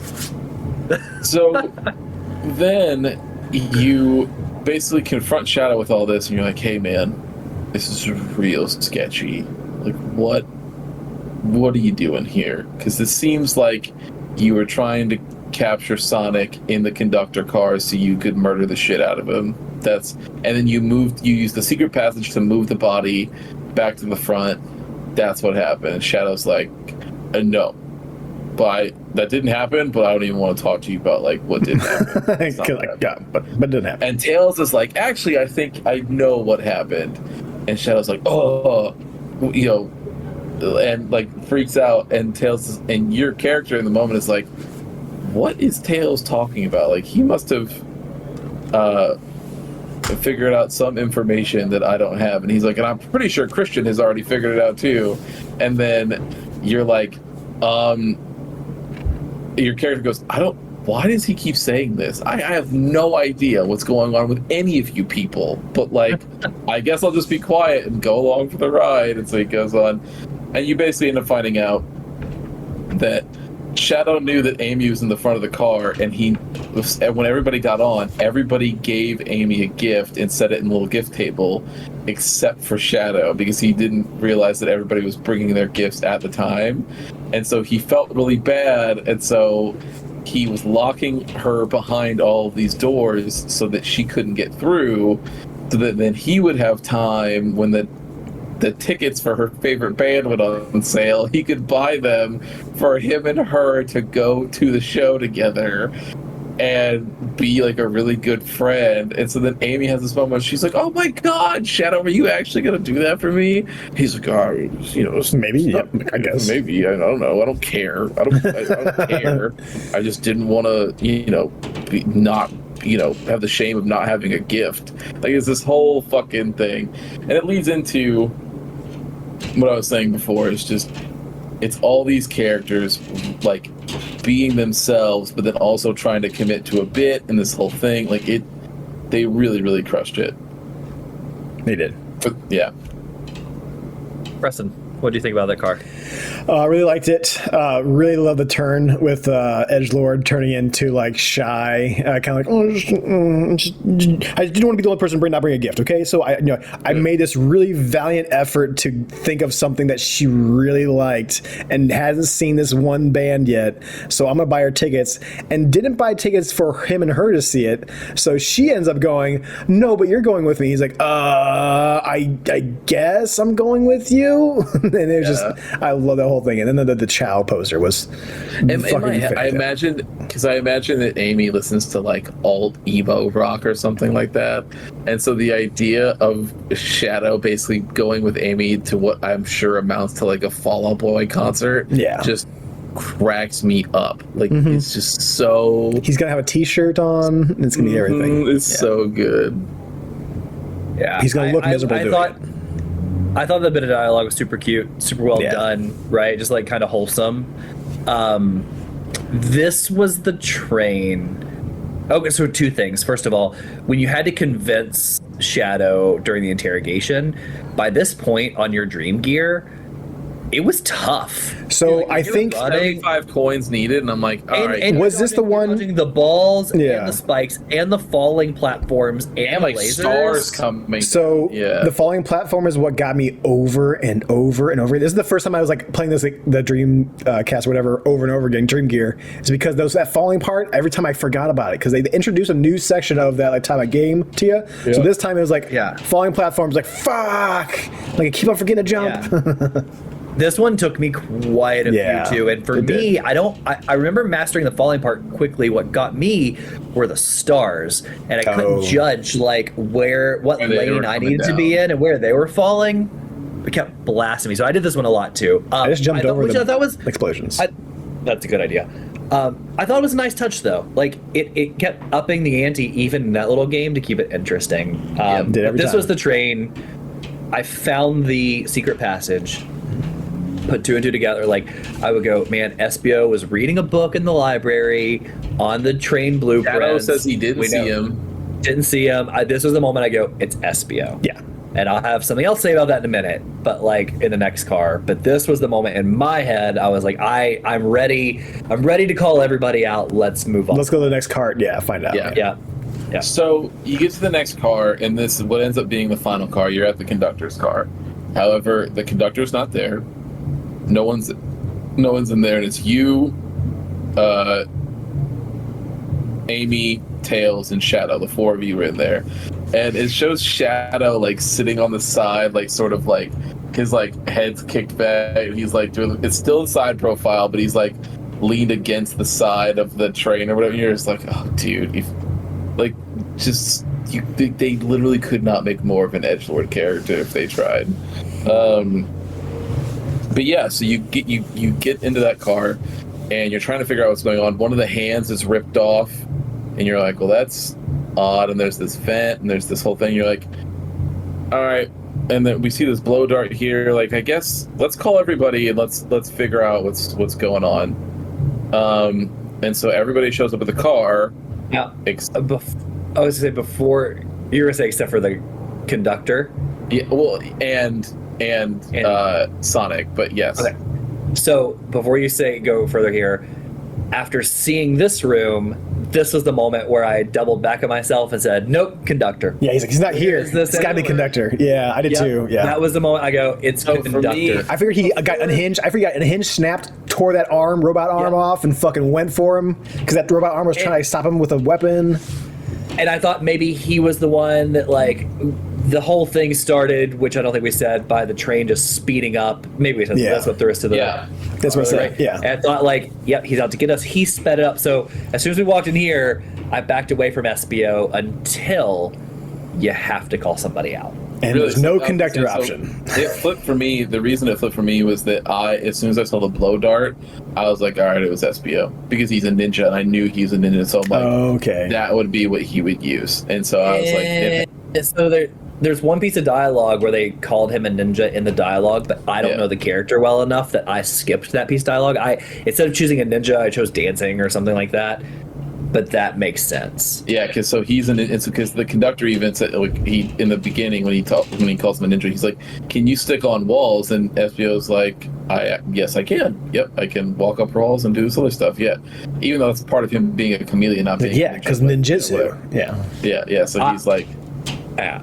I knew it was Espio at that moment because when you came to choose somebody, conductor wasn't an option. Yeah.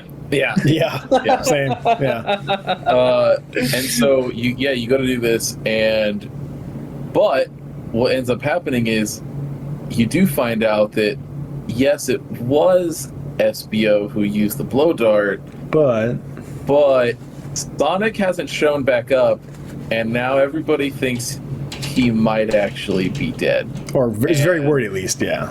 And the game twists. Yeah. So it goes dark real quick. It was at this moment, I will say, I was like, oh fuck, I think they might actually kill Sonic, because it was like red, like all the colors turned red and black, and it's all very mute. Because what happens is in that moment, you find out that the story is that you don't have all the pieces just yet, but the AI for the train is the thing that turned. So it gave Espio the blow dart.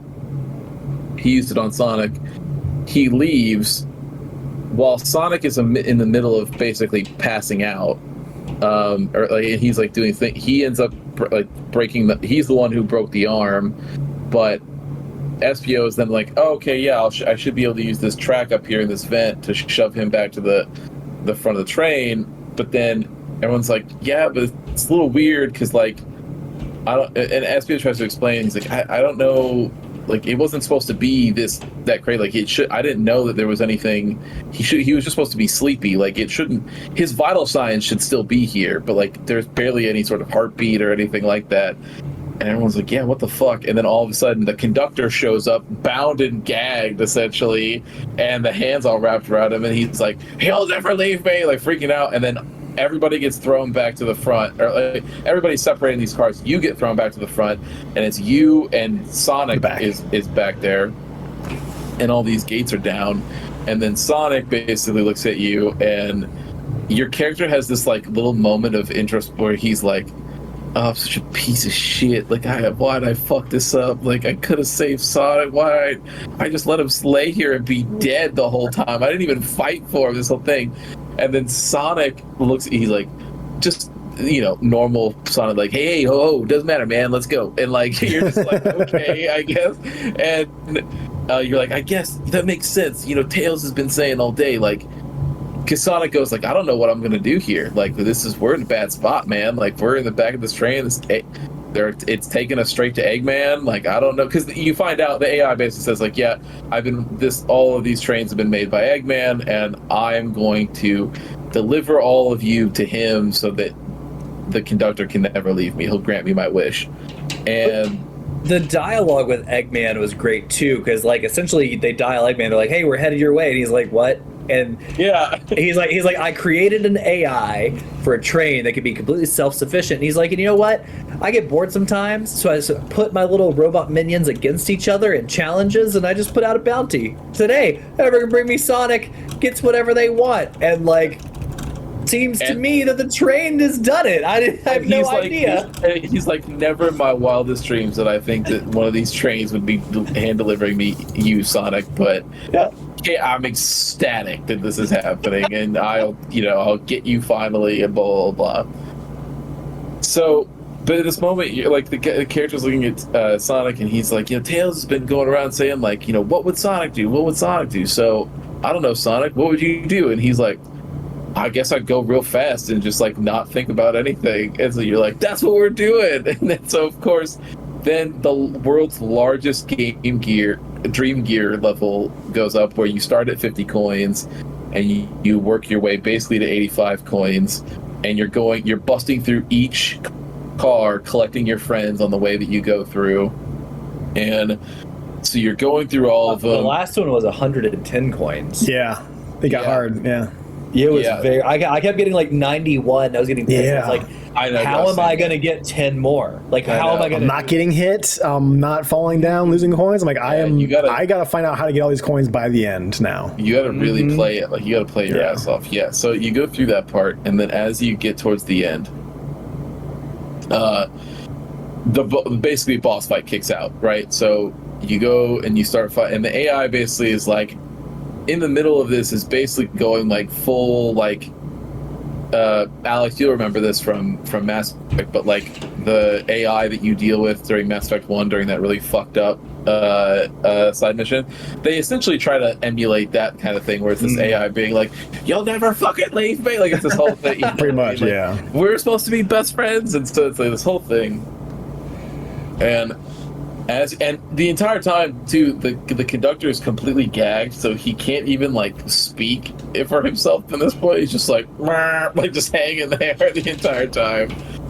And so you do this final boss fight, and it, of course, it brings out the Dream Gear, and so, but you're playing against the train this time, so Sonic is running at the train. So it stops you from seeing a future part of the track for a little bit, like, oh god. Yeah, so like it's loading as it's coming through, so you have to like be way more on the fly about the decisions that you make as far as whatever you're doing.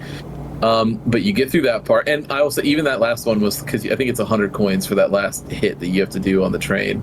And even that one was a little brutal. Like you did, I was like, I had to redo it a couple times because it was tough. But obviously, you do it. Sonic stops the train, and everything ends as it should. The train is just like, why did you want to fucking leave? And at first, I thought the conductor would kind of say something sort of reassuring to the train, be like, hey, it's like, I'll still be here, like I'll still come, like we can still hang out, we can do these things. The conductor basically is like, retirement. Get fucked, bro. Like, yeah, look, we had a great time, but like I got a wife and kids, like you will never see me again. Like he You're a basically robot does arm. down on it. And the AI is like, "Mrr." Like he just like kind of just like accepts it. And I was like, that's not the way that I expect that. Yeah, exactly. Like, damn. Like, all right, whatever. But yeah, so you go through that part, and it ends basically with a little screenshot of all the friends getting off the train and being excited and having a great day, and Amy has all of her presents, and it's this whole thing. But I will say, so at the very end, it's some of the best dialogue in the game for me that I think is the funniest is the tail end. You have Eggman sitting there, and it shows Metal Sonic and whoever the other thing. I have never seen. She's from Frontiers, I think. Okay. And they've got like little number 1 gloves on, and then number 1 dad t-shirt. It says "Let's go, Dad." Let's go, Dad. I'm looking up the photo right now. I'm like, what is Sailor shirts? Yeah, let's go, Dad. Yeah, and so they're all excited, like cheering him on essentially for this thing, and then you can see their heads are down, like, oh, like he got his ass beat again. And then one of the little AI helpers that he has is like, I don't remember the exact dialogue, so if you guys have it up, let me know. But they ask him basically like, you know, he says he wants a bath with his rubber ducky. Oh, do you want to choose the? Do you want the mean happy ducky or the mad ducky? And he goes, the angry ducky. Mad ducky. Yeah, obviously, it's this whole thing. And the duckies are either a Sonic ducky or an Eggman ducky. And the Eggman ducky's got the eyebrows. Yeah. Yeah. And so good. That was like the last laugh that I had with it, where I was just like, man, it's such a good game. Yeah, I literally thought so. Then the credits roll right after that, and I was just sitting there looking at it, and I was like, okay. So it took me, I think I was like right at the 2-hour mark for mine. I was like 2.5 or something like that. I think a little over 2 hours for me. Mine got effed. I downloaded it in the hotel yesterday and put my device to sleep. So for some reason, my playtime says 30.5 hours. That's about right. Steam, you know. Yeah. Well, if you ever wanted proof that Alex didn't skip dialogue, there you go. He's actually missed. No. He misread it as 30 hours, but it's actually 30 minutes because he skipped all the dialogue of the game. Yeah, true. Yeah. So, but so in the game being finished, I was looking at the credits, and I was like, this was the perfect length for this game, like the way that they did this one, right? And I was like, what a cool little, like, just fun thing. And even the credits, there's like, the developers are like, thank you so much to Sega for even letting us make this game. Like, because most IP holders would be like, absolutely the fuck not. Like, we're not doing that. Especially, like, think about, like, God, like, if you looked at, so it's like the murder of Crash Bandicoot, Sony would be like, no, we're not doing that. With a Massacre. Or like, think about God, Nintendo, like murder of Mario, of Zelda or Mario. Like, you'd be like, okay, well, that's not. Yeah, that game's never getting made. Here's my thing, though. After all of this, when I was looking at it, I would actually be really down for this kind of game, not a murder mystery, but this kind of point and click adventure in different scenarios, like a Phoenix Wright, but with the Sonic character. Like, if the next Sonic game, or like a spin-off game, was them doing this kind of like, just like detective work, kind of random hijinks that you could get up to with the Sonic characters, I actually would be super into it, I think. Look, man, if the option is what we just played or the most recent reviewed game that came out for console, there's an argument to be made that maybe we should go this direction, because at least a focused point and click game knows what it is. Yeah. And came out pretty solid. Because I think when you're that self-aware and you're joking with the, like, it was so funny. Like, it was so funny to see the characters of Sonic just be like themselves, but in real world scenarios where you're not just, you know, what you do in the Sonic game. Like, you're just like, oh yeah, they're all just hanging out, but they're just themselves still. Like, it was. It wasn't cheesy funny, as Preston said, either. Like, it was just well. You get a little bit of cheese, like, but good humor. cheese. Yeah, it was like just humor with the characters, right? Like, they weren't going low to get the laugh. They're just genuinely well done. It was cute. It was wholesome. It was just fun. Yeah. Very good game. Very good. So, because I know we did this, and we ended up doing this with Yelp, so we 10. don't have to do a number rate, but we can just say what we were feeling. I would say, huh? I'll do numbers out of 10. Out of 10. You know what? Why don't we can do. You know, kind of ballpark it. I'm sitting somewhere around. I think it's just an 8.0. I thought it was great. I thought there is a couple you can have, obviously there's like little nitpicks to be had, but in general, I thought it was great. The writing was super fun, and the story was super focused, and I don't think it overstayed its welcome at all. Like, it was the exact perfect time. Yeah. Perfect time, it's free, perfect price. Mm-hmm. Yeah. I even paid $5 for it, but you start getting 10 or more, that's I'm like, I would need more out of this game at that point. Yeah, and it's also free, right? So I guess it's free. It's just a thing you can go download and go play along with this. But I thought it was great. I would say I probably hover right around an 8, I think. Sure. Yeah. I don't know that I can give it a number. Especially if I'm trying to compare it on a list of 10, like a number 1 to 10 with all the other games that are out right now. I would say this is a must-play game. Oh, for sure. Because it is free. Yeah, it takes no why not? Yeah. Right? Like, if you have Steam, in my opinion, if you're listening to this, you have Steam, it is a must-play game, because what's 2.5 hours for something fun and something free? And to Preston's point, like, at $5, I would say it's a must-play, but the fact that it is free, and there's no reason not to. Play it to support what it is. Yeah. Maybe that's the scale we need to do anyway. Like, maybe it's like must play. Like, you can play it, you can skip it, and then the other one is like try to go back in time and get your time back. Yeah, garbage. Yeah.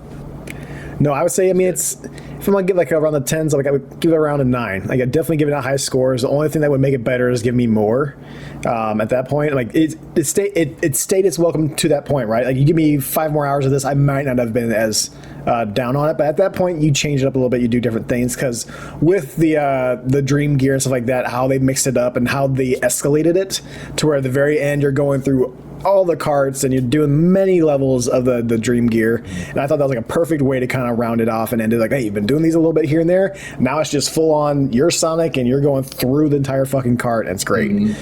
Now here's something I'm just thinking of now that I wonder if you guys will agree with.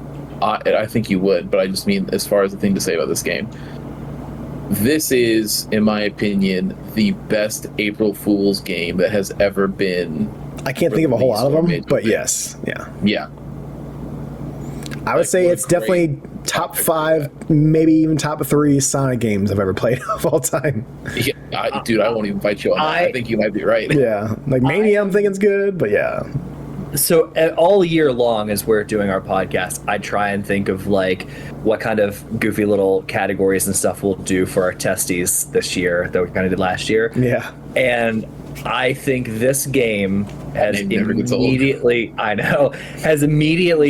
we're going to do something that's not a bad category. It's a positive category for maybe biggest surprise, right? And like, of course, Hi-Fi Rush, because it had such a quiet release. I think Dredge is one of the small indie games that can fit that, but this 100%, right? Because it was like an April Fool's joke that turned into a good game. This game easily falls into biggest surprise, because you had no idea, and boom, it's there, and it totally is worth your time. 100%. I think the only thing, let's say I'd give it a 9.5. It could have been a 10 if they let me ship out with Rouge. So it's just that's what I'm saying. Get it a little better. Bless going on there for not doing that. Preston, you have the internet in front of you. I sure do. You could easily Google that. I've already done that. It's been there, done that. Okay, man. Why'd you have to pick the microphone? Why'd you have to pull the microphone close to you? I'm getting serious. Okay, we're getting serious. Come here. Use the radio voice. There it is. Yeah. I know. That's for the edit that goes up is going to be when he goes the come here thing. It's going to zoom in, and he's going to be like, "I've been there, done that." Okay. Yeah. I've been around the block. I've been to those corners of the web. Yeah. Dark web. Oh goodness. Okay. Anyway, thank you, Sega, for staying strong against the that was very cool. Community. Yeah. Well, that too. Yeah. Very well done. Cool. Preston, anything to add? before we head out tonight? No, keep checking us out on the Twitches. Like I said, we're going to go in through Jedi Knight Dark Forces 2. We're still playing some Snap, and whenever I get that beta, I'll be going to that. And yeah, check us out. I'll put the links down there. If you're not watching it on the YouTubes, then yeah, just go to youtube.com/@the testing room. Fuck. I didn't write it down, so I didn't get it. It's perfect. Down there. We're fine. We're good. We're all right. Oh, brother, this guy stinks soundboard for that one, huh? No. I was thinking I can't do two things at the same time. Hey, it's available for everyone. Okay. Is it? So Yes, you go down there next to where the little rocket ship start activity is. It says open soundboard. There you go. And for him, it popped up a little thing too. Yeah, that's funny. Yeah, I didn't see that on my end. But yeah, we were doing D&D, and like also like there's a soundboard. I'm like, I'm gonna have fun with this one. That's all right. awesome. I love that. All right. Well, yes. No. Wait, Yeah. Hold on, because we do actually to announce our next announcement. game. Yeah. I'm done with this now. I gotta stop. That was too much. I can see Alex's face too. But yeah, so Alex, because I know it was your game choice, so if you want to announce for the folks what our next gaming club game is going to be. Yeah, so we're going to play a game called Inside, which is by the company that did Limbo. It has very Limbo vibes. I saw this game. This game popped up in an article I was reading one day, and just talking about the story and some other stuff, and I was like, cool, let me go look into that. And then I saw it was on sale on Steam for like $1, so I was like, hey, I'm gonna do this really sweet thing. I'm gonna go ahead and buy it for the other guys and say like, this is gonna be our next game. And Preston's like, what is this? I'm like, it's our next game. He's like, awesome. And Christian was like, yeah, you can go effing return it because I already played it. Middle fingers to the sky. I hate everybody. So I tried to do a nice gesture. What have I done? Yeah, I know. But that'll be our next game. Just so everybody can listen. That's not what happened. Though he had played it. So it's been a while, I believe, but it'll be Preston and my first time through that game. Christian's second time through that game. So it'll be an interesting take. But I think we've all played Limbo, yeah? Yes. Mm-hmm. I've not been. Yeah. So like, yeah. So we all have some experience with the studio itself. Yeah, I'm interested to dive into that. That'll be the next one. It might be, I think, 2 play sessions because it's a little bit longer than this game, but it's not that long, 3-ish hours to play. And we all got 5 of the games to play too, so we're giving ourselves some space. Part 1, part 2. Yeah. Yeah. So that's what's coming up next. Super excited to dive into it. Oh, yeah. I hope there's some people out there that maybe can play along, or not necessarily play along. Just as you hear these, go out and try it for yourself. Again, Sonic is free. Inside should be cheap. If it's not still on sale, it's just in general like $4. Jake, if you've gotten this far and you are not interested in this, I don't think you're a true Sonic fan. I'm just calling you out right now. Why are you calling not a true him Sonic out? fan? He's just gonna come back to you and be like, "I've been asking you to play a game for a year now, and you haven't done it. Who are you?" I just tried. Started. And you're putting it on the back burner. Yeah. Hey, at least someone's tried and started. This is that you're gonna catch these hands all over again. I don't think you're prepared for this. That's just fun to do to Christian. It's fun. You don't want it. You don't want these. You don't want this smoke, son. I do though. It's fun. All right. To fight. Well, everybody, thank you for hanging out with us on another episode of The Testing Room. We will see you next time. Don't forget to join Preston on the Snap Sundays and look out for Dark Force 2, as you just said. But, yep, catch us on the socials, everybody. And Preston, with that, you know what to do. Hit it. This has been The Testing Room. Music by @DamienCrow on Instagram. Logo and art by @RavePet. Interact with us on Instagram and Twitter @TestingRoomPod or email us at testingroompod@gmail.com. Rate and review us on Apple Podcasts, Spotify, Anchor, and all of your favorite podcasting apps, and make sure to share us with your friends. Thanks, and see you next time.